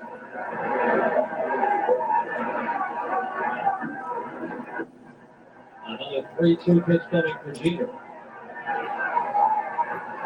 Again, Levy goes outside. Swing and a miss. Strikeout number 11 for Curt Schilling, number 275. Ties it with Steve Carlton for fourth place on the all-time single season list. Schilling goes right back to the outside corner and overpowers Jeter with that fastball. 98 miles an hour again, knee-high on the black. Derek Jeter should not feel too depressed about striking out. Not too many men in the game of baseball that can hit a 98-mile-an-hour fastball knee-high on the outside corner. Here's Wade Boggs. Schilling trying to waste the leadoff double of Ray Sanchez. Having struck out Raines and Jeter, now facing Boggs.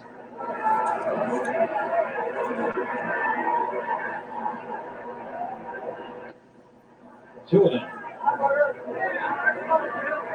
When Boggs was a Red Sox and Schilling was an Oriole, Wade went 2 for 7 off Kurt with a couple of base hits. Two different times in both of their careers. Off at that point in time was in the middle of that streak of batting titles and 300-plus seasons. Boggs now on the downside of his career as the average has fallen off the last couple of years. That's Schilling. Right at the summit. Boggs has hit 314 times.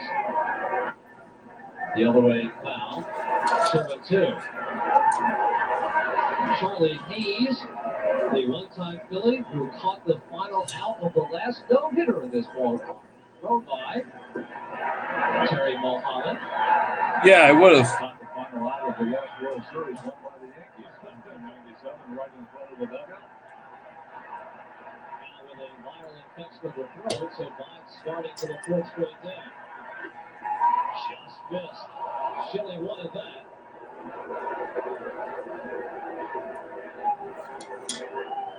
Take a look at this pitch.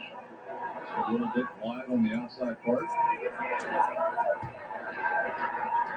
3-2.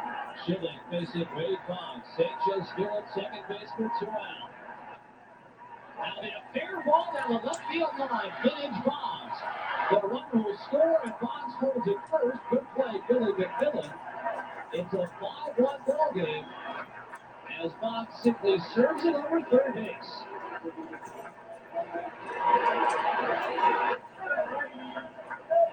As you mentioned, Larry, vintage Wade Boggs. He slashes the ball the other way with the best of them. That pitch down in the way. He can That was good. That was strong. This was a big. I mean, this was a big day. The Yankees on the board. We hadn't been good for so long, and we had a full stadium. Run of the afternoon for the Yankees, and A lot of energy. Boggs gets a board on the first base hit by a Yankee other than Ray Sanchez. So Bernie Williams batting. With 2 outs and Boggs at first.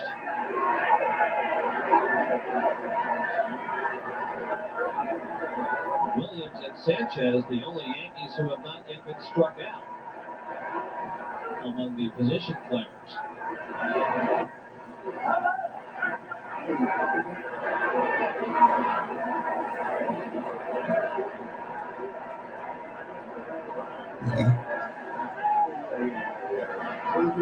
Huge crowd on hand for this beautiful Labor Day afternoon. Phillies on top 5-1, top 6. Williams with something in his eye steps out.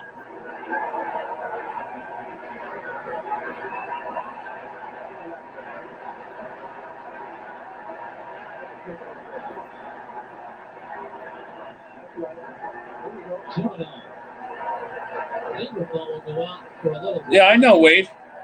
With Kurt Schilling, who had thrown just 54 pitches through the first 5 innings and had been in no trouble at all. Compared to the low pitch counts through those first 5 innings, all of a sudden out here in the 6th inning, the first time in the ballgame where he really had to throw quite a few pitches. Galen Cisco obviously, as always, keeping a close eye on him, but after throwing quite a few pitches this inning, I think Lieberthal just went out there to get Kurt a little bit of a breather. Obviously, throwing the ball very well. I'm not going to give him any advice on how to do it. Just give him a little chance to get himself back together. Pop off. Long run. McMillan, Stalker, no one's going to get there. Roland will play it as Boggs is held at third. Roland's thrown back in. Schilling comes up with it. And a long blue double for Bernie Williams. Will give Tino Martinez a shot to hang.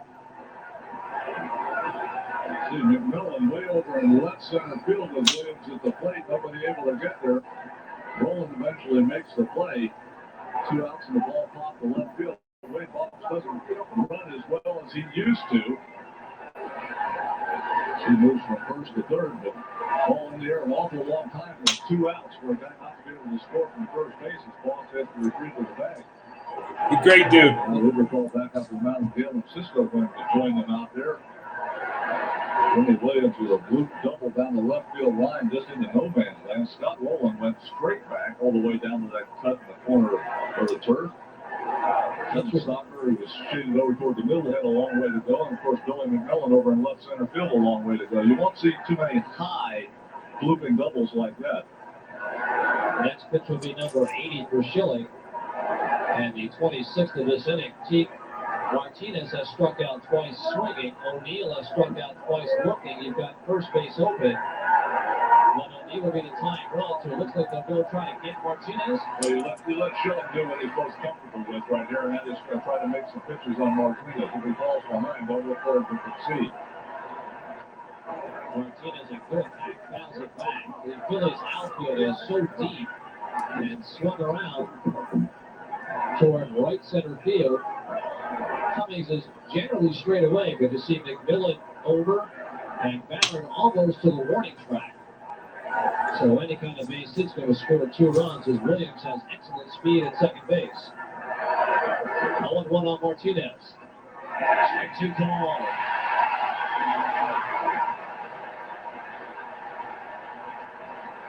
Martinez is the leading RBI man in the American League, second in home runs. Career highs in both categories. Schilling's got him 0-2. Boggs at third, Williams at second, 2 out. Now back. Schilling's not going to waste a pitch. No, Schilling is in a situation now where he's got Martinez down in the count, so he couldn't go at him. But The Yankees now, who have been completely outplayed in this ball game and outpit, see an opportunity to get themselves back into this game. Got to run in a couple guys on, and they're in the middle of that lineup with their number 4 hitter at the plate. So that's why all of a sudden a little more life has been back into the New York Yankees. It's 0-2. Swing and a miss. Nope, he got a little piece, and Lieberthal didn't come up with it on the splitter. Hey, look, Martinez kind of off balance swing as he's just able to get a piece of it and foul it into the dirt. Short hops Mike Lieberthal.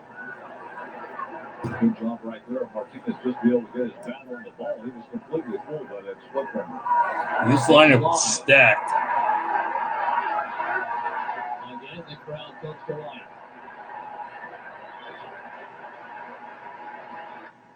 Again, Martinez fouls it back. So this is building as a monumental confrontation between Curt Schilling and Tino Martinez in the 6th. As you mentioned, the crowd coming to life. The Phillies side of the crowd, the Phillies fans in the crowd pulling for Curt Schilling, so they're cheering, and all of a sudden the Yankee fans cheering for Tino Martinez to get a base hit. So everybody in the ballpark cheering, not particularly for the same result.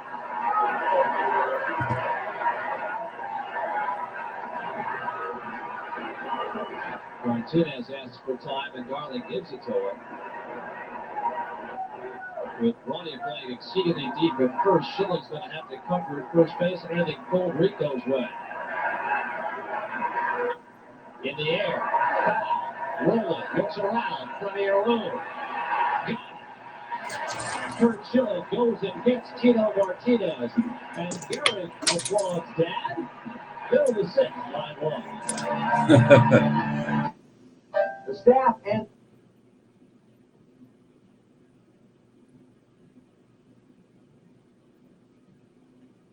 Graham Lloyd. Lloyd in his 37th outing, or his 38th outing, has given Joe Torres some quality help from the left side. Strong left-handed pitcher, a big guy, 6'7", 234 pounds. He's tough against left-handed hitters in particular. He's got a big curveball, a sinker, and a slider. Can throw all 3 pitches in the strike zone. Remember a year ago when Floyd came to the Yankees, he struggled mightily at first, and was really on the bad list in New York as far as the media went. But all of a sudden had an outstanding performance during the postseason play, and Lloyd has become a very valuable member now of Joe Torre's bullpen. Big left-hander from Australia, the Aussie. Is a guy who had an ERA of 17.47 in 13 regular season games, team, and then in 8 postseason games, an ERA of 0, and won a ball game in the World Series after not having won one all year. So talk about saving your best for the right time. Well, timing is everything, and Lloyd had some great timing last year, even though he went through the struggles. Gabby was, let's see, September, June, July, August. Gabby was 3 months old at the time. Kevin Stocker's got a couple of base hits, has that average up to 268. Well, that right-handed, the 302 hitter from the right side against Lloyd. Credit by Ryan Loringer with 2 scoreless innings behind Rabo to keep it a 5-0 ball game, now 5-1, as the Yankees got one at the top of the 6th. 0-2. Happy 77th birthday wishes to Zeke Levine of Levittown, PA, celebrating birthday today.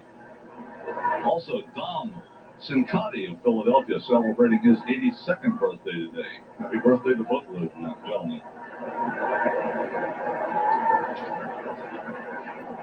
Low, 1-2. Also, happy anniversary wishes to Harry and Ethel Pacone of Norristown, PA. They're not watching this at home, though. They are here at the ballpark today, so happy anniversary to them.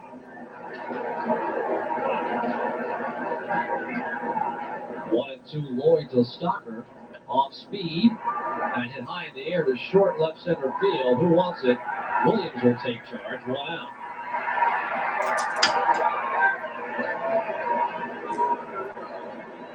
Phillies will be on Prism Television tomorrow and Wednesday to close out the interleague schedule for 1997, and on WB 17 Thursday and Friday against the Expos.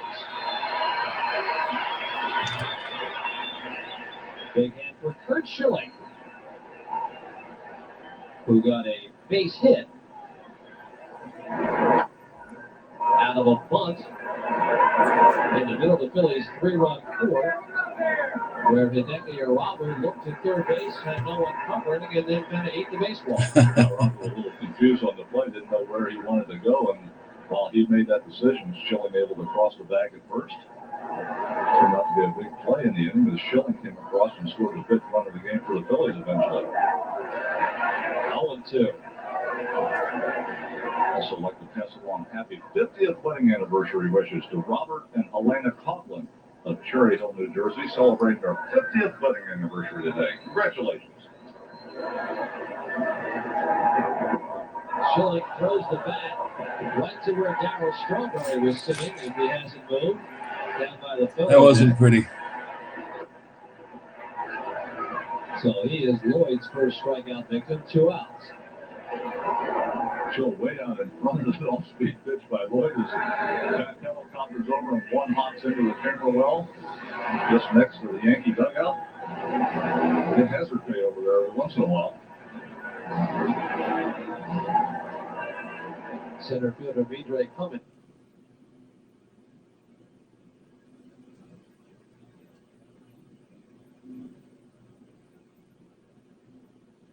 EJ made it out. Hitter will face Paul O'Neill to start the 7th. O'Neill, as noted last time around, a .315 lifetime American League hitter in 600 games, a .259 lifetime National League hitter in 800 games. Yeah, I think, Larry, there was a change in O'Neill's approach to how he went about his business when he went to the Yankees. I don't know who the hitting instructor was at the time, but obviously they changed O'Neill's approach when he was with the Reds. Pretty much of an inside half pull hitter, liked the ball under that ball away, he would ground out to short a lot. When he went to the American League, became more of an average hitter because he started hitting the outside pitch the other way, and the home run numbers increased because of the fact that he got those pitches on the inside. Then 34-32. You see Chris Joplin there, the Yankees hitting instructor. I don't know if he was there when O'Neill made that first switch over or not, but a different approach completely from Paul O'Neill and the way he goes about his business. And it's been very productive for him. Absolutely. Working on a career-high RBI season. His first 100 RBI season of his career. When he kept trying to pull all the outside pitches, there was no reason to ever have to throw him into his power zone on the inside. Therefore, he didn't get many pitches to hit out of the ballpark. Now, all of a sudden, he lines it to left field. You have to respect that and pitch him inside on occasion. Then O'Neill can spin on that ball. The home run numbers, the RBI numbers, and the average numbers all going upward. He's just a better hitter. We love seeing hitters get better while they're in the major leagues. That's a strike. It's a full count. So not a function of the difference in the way the leagues approach, or a function of the difference in the way O'Neill approaches. Exactly. Trying to build an inning has worked the count full.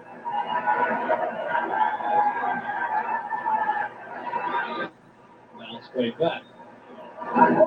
O'Neill struck out the first 2 times looking on fastballs down and away. Schilling trying to go back to that spot again.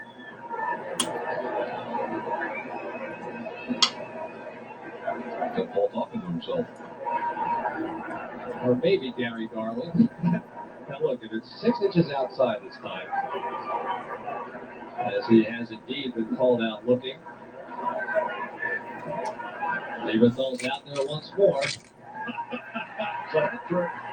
Good morning, good afternoon, and good night to Paul O'Neill.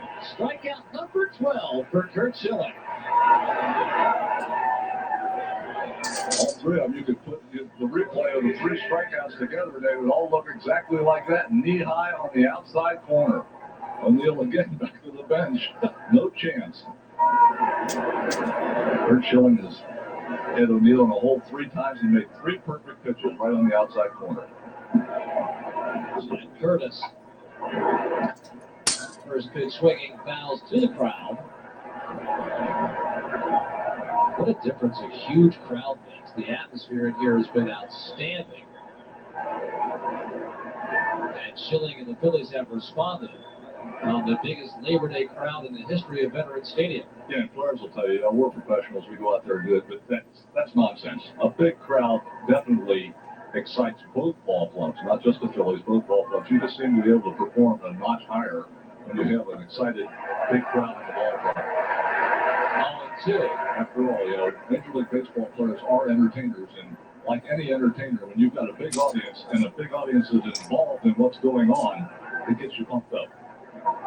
You don't always admit it, but it's there.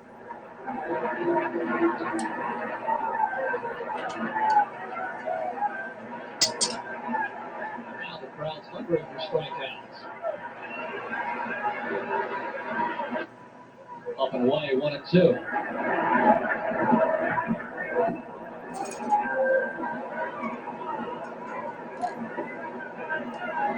Schilling had one crisis where he had Martinez with runners at second and third, 2 out, and a run in, and popped him up. Otherwise has been in complete control. To left field, that'll be it, play down the line, a little too hot the wall. McMillan runs it down. Curtis will stand up, 1 out double.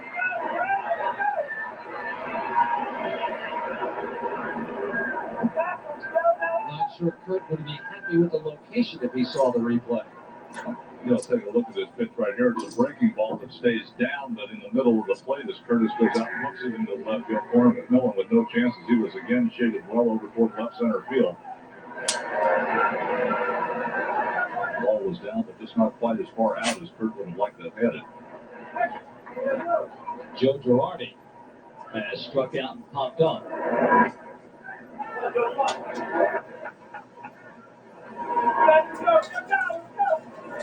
The Yankees are 1 on 5 hits. Phil's 5 runs, 10 hits.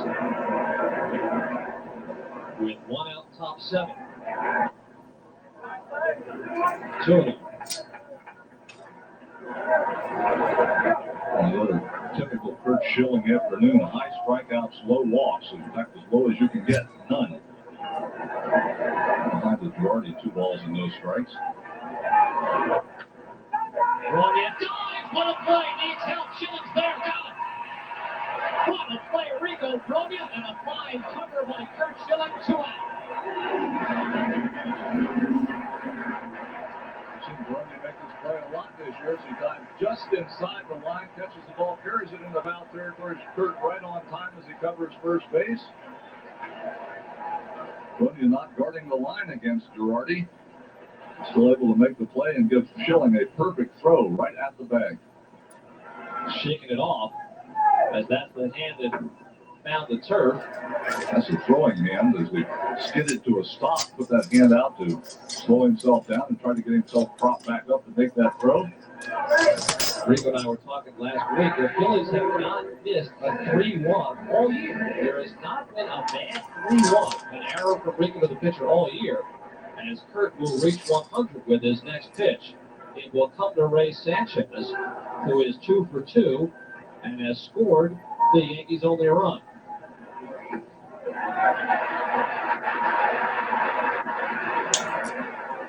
Yankees have moved Charlie Hayes to the on-deck circle. As Graham Lloyd is due to bat next.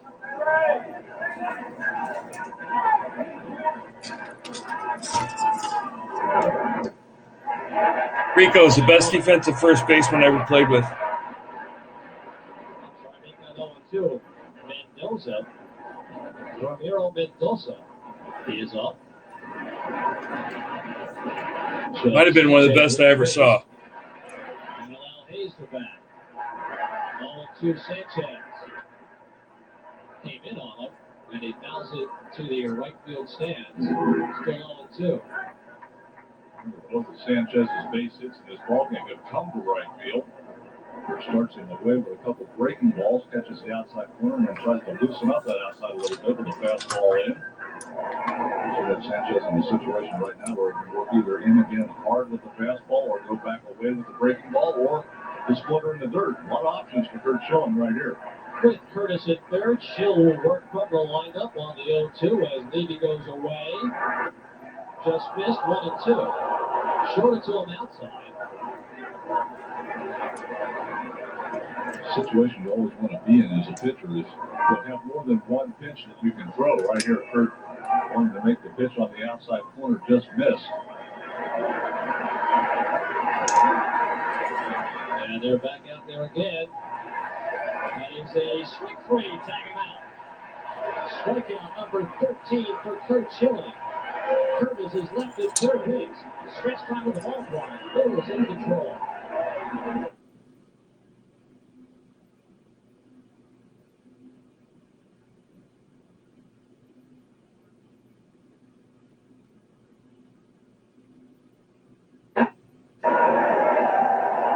Bottom 7, Phil's lead 5-1 as Mickey Morandini stands in against Graham Lloyd. Mickey's got a couple of base hits and has scored a run. The average back even at 300.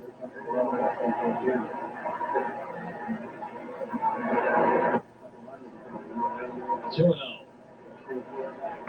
Graham Lloyd in his last inning of work. Yeah. He will lead off to start the 8th. Yankees' third pitcher on the afternoon. Mickey takes the 2-0, strike one call. No. Backwards K is looking. Regular K is swinging. Up the middle and through. A 3-hit afternoon for Mickey Morandini.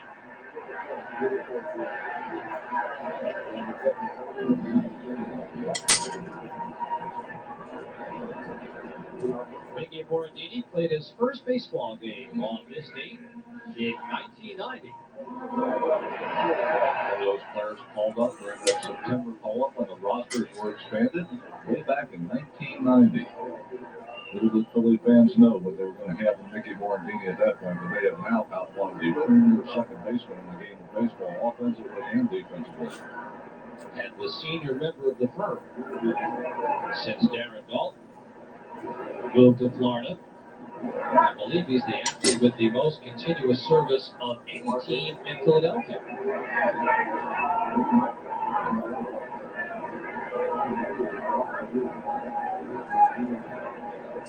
Scott Rowland singled and scored in the first.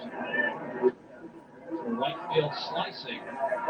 He'll be fouled in the seats. Scott had the average back up to 295.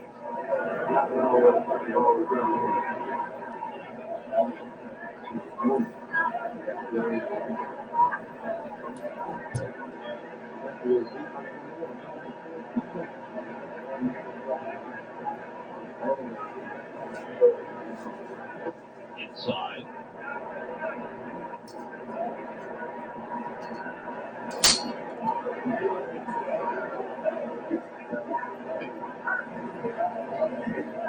Morandini with 3 hits and a run scored. Good lead at first. Off speed in the dirt. Scotty just checks the feet back out of the way as Girardi slides left to make the play. 2-1. The Lloyd curveball hits the gun somewhere between 66 and 72 miles an hour. So I guess you have time to adjust if you see it. To right field, O'Neill breaks back, but has time, 1 out.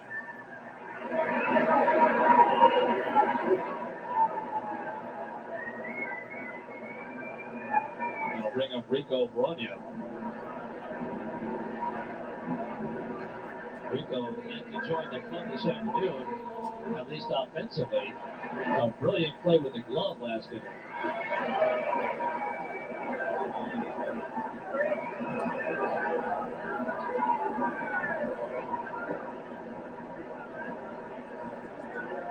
A check-over move.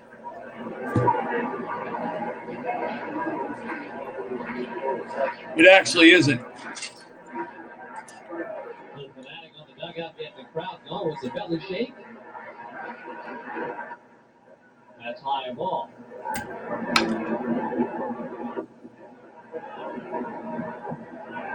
Romeo struggled this year against left-handed pitching, batting 186. Appreciate that.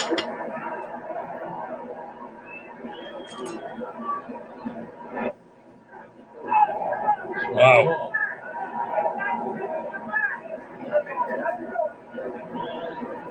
Well, the bullpen certainly settled things down. Araba went 3+ innings. Since then, Berger and Lloyd have kept the score at 5. Graham Lloyd. Step off move.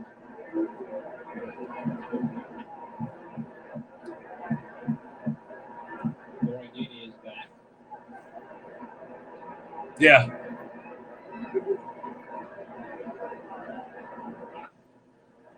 Softly to the right side. They'll get one there. No return throw out number 2. Not a double play ground ball. Fielder's choice 4-6.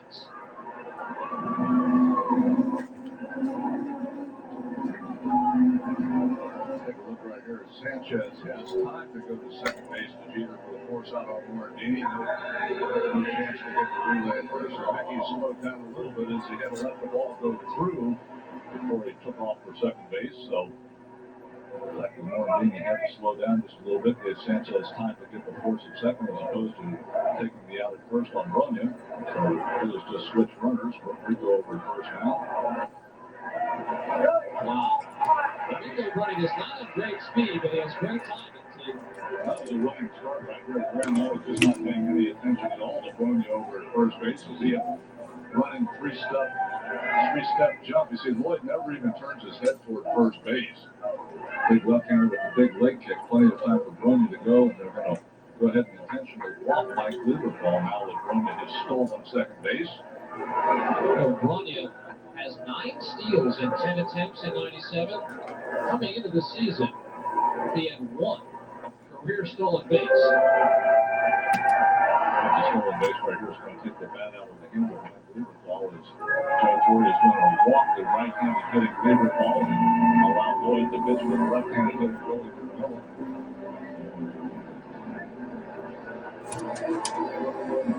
Trying to settle the precedent here in this ball game too. Hey, you may be the defending world champions, but we're going to run. And we get an opportunity. We've seen Lieberthal already running, Bronya running. As you don't normally see, take a whole lot of chances on the bases. McMillan 0 for 3. With Bronya at second, Lieberthal at first.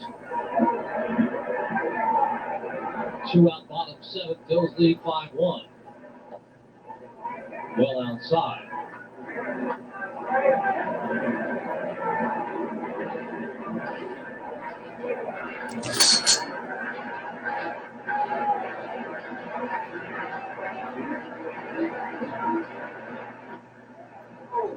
Two and 1. Check the Yankee outfield arms. Chad Curtis with just an average arm and left. Bernie Williams and Paul O'Neill both with strong throwing arms in center and right. 2 outs. Bronya should get a good start. Caught by Sanchez. Line drive McMillan. Phillies threat, but come away empty.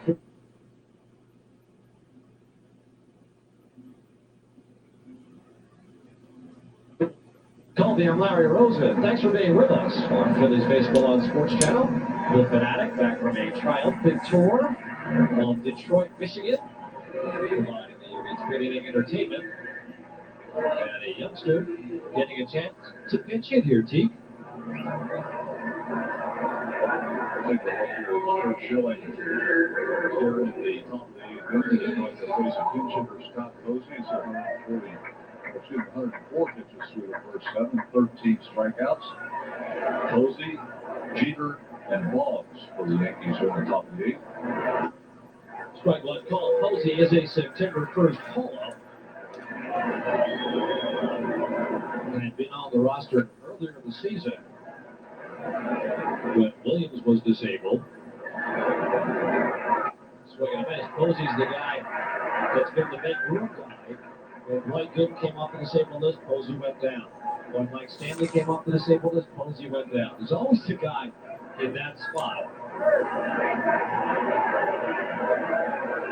Hit 333 at Columbus.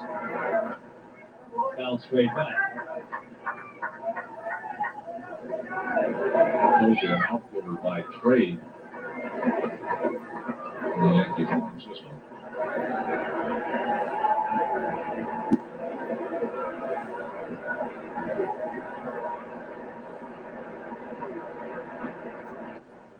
Just missed. Didn't miss anything. Graham Lloyd, 2 solid innings. Out of the Yankees bullpen.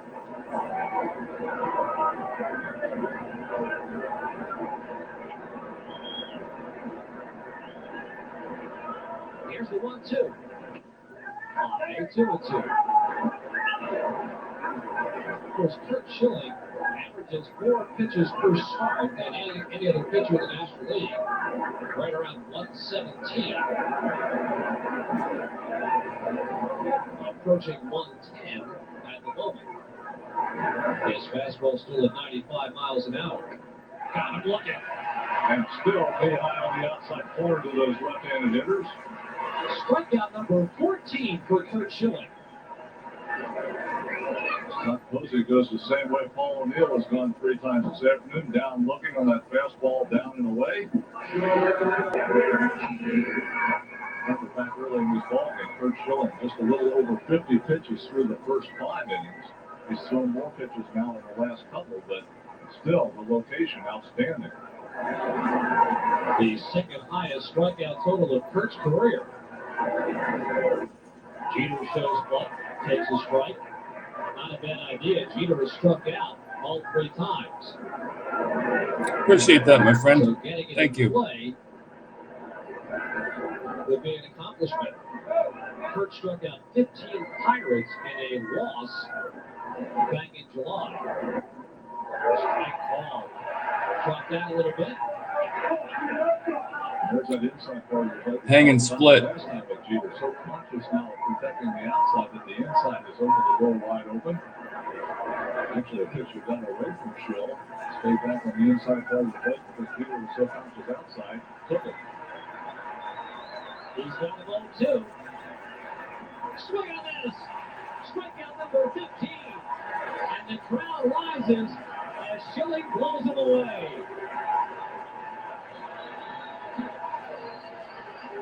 Kurt Schilling gets Derek Jeter for the 4th time this afternoon. Number 15 all day, ties his career high. He went down and away. Nah, it depends on the pitcher. Well, let's try up. Is Jeter swinging?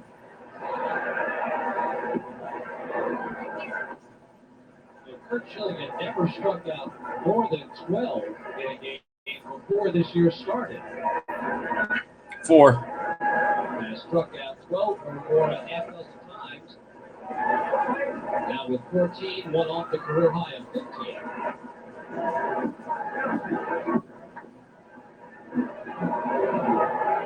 Wade Boggs has an RBI base hit, the lone Yankee run.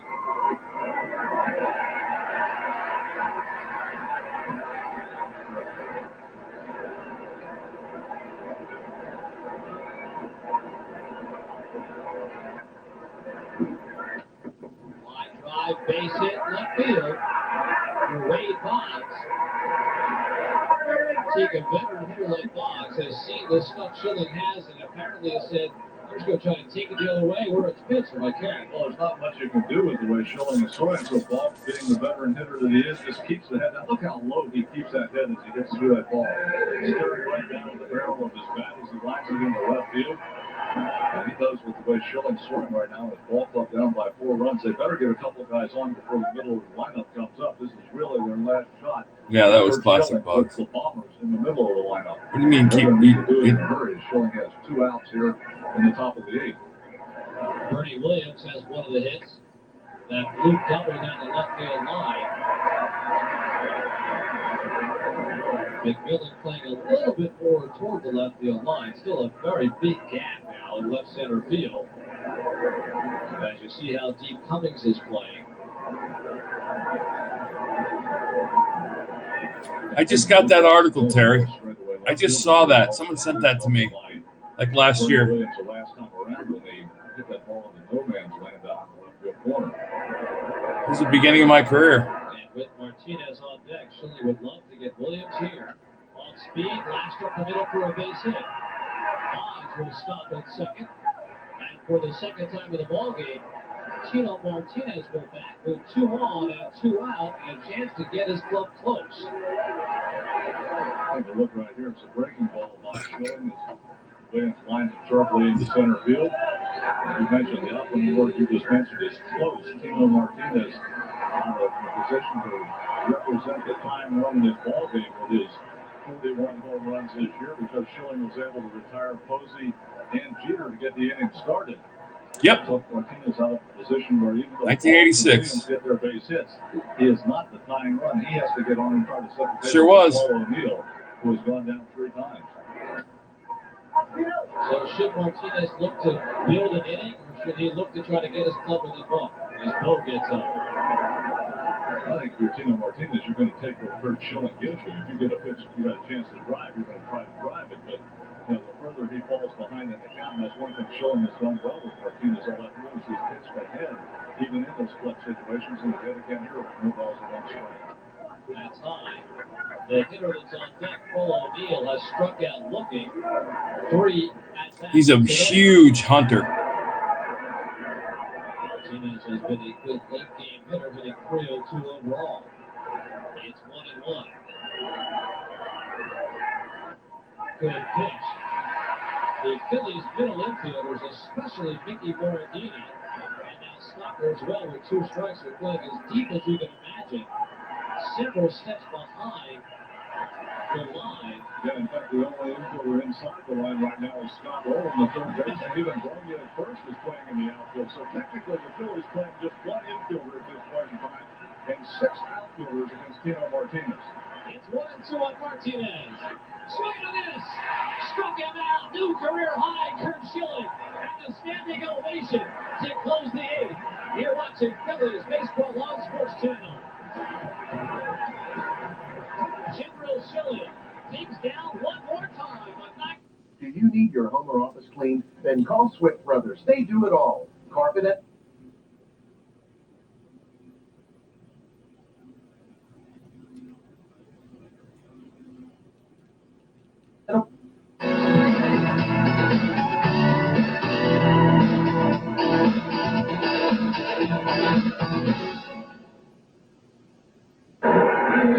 Kurt Schilling digs down 1 more time for a career high, T. And number 16, and again, the high heater this time. We've seen a lot of those down and away. So the left-handers, Kurt, even late in the ball game, in the 8th inning, goes to that high hard one, 98 mile an hour, throws it right by Tino Martinez, one of the best power hitters in the game. That is 17. Number 280 on the season. And it looks as if he will likely go back out. But Talco was up and throwing hard, though, as you look down. That generally means Ricky's likely to get a call. 123 pitches for Schilling. That was it. That's the game, kids. We won 5-1. I didn't come out for the 9th. I don't remember that argument. I know there was one, but I don't remember it. So thanks for checking in. Not sure if we're going to do Shonda tomorrow. She's having a lot of trouble. She's very self-conscious now, which I know. I mean, to me, that's insane, but she is what she, she's going to feel how she feels. So I'm going to let her decide that. If she's okay with it, then we'll be on tomorrow night. I'll be around during the day. I got a ton of work done tonight, by the way. Building this.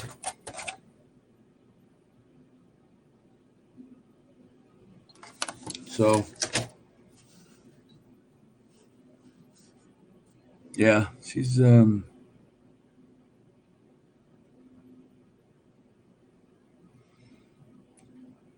she feels like she looks sick now. And I was like, well, that's okay. You are sick. But she feels how she feels. So if she feels like doing it, we'll do it. If not, I will catch you guys on the modeling tour tomorrow night.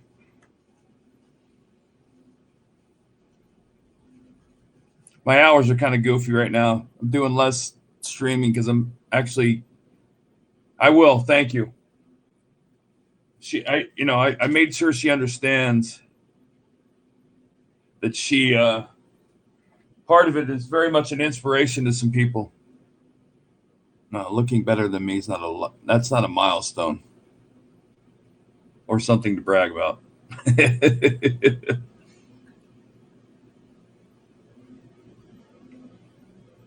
Thank you.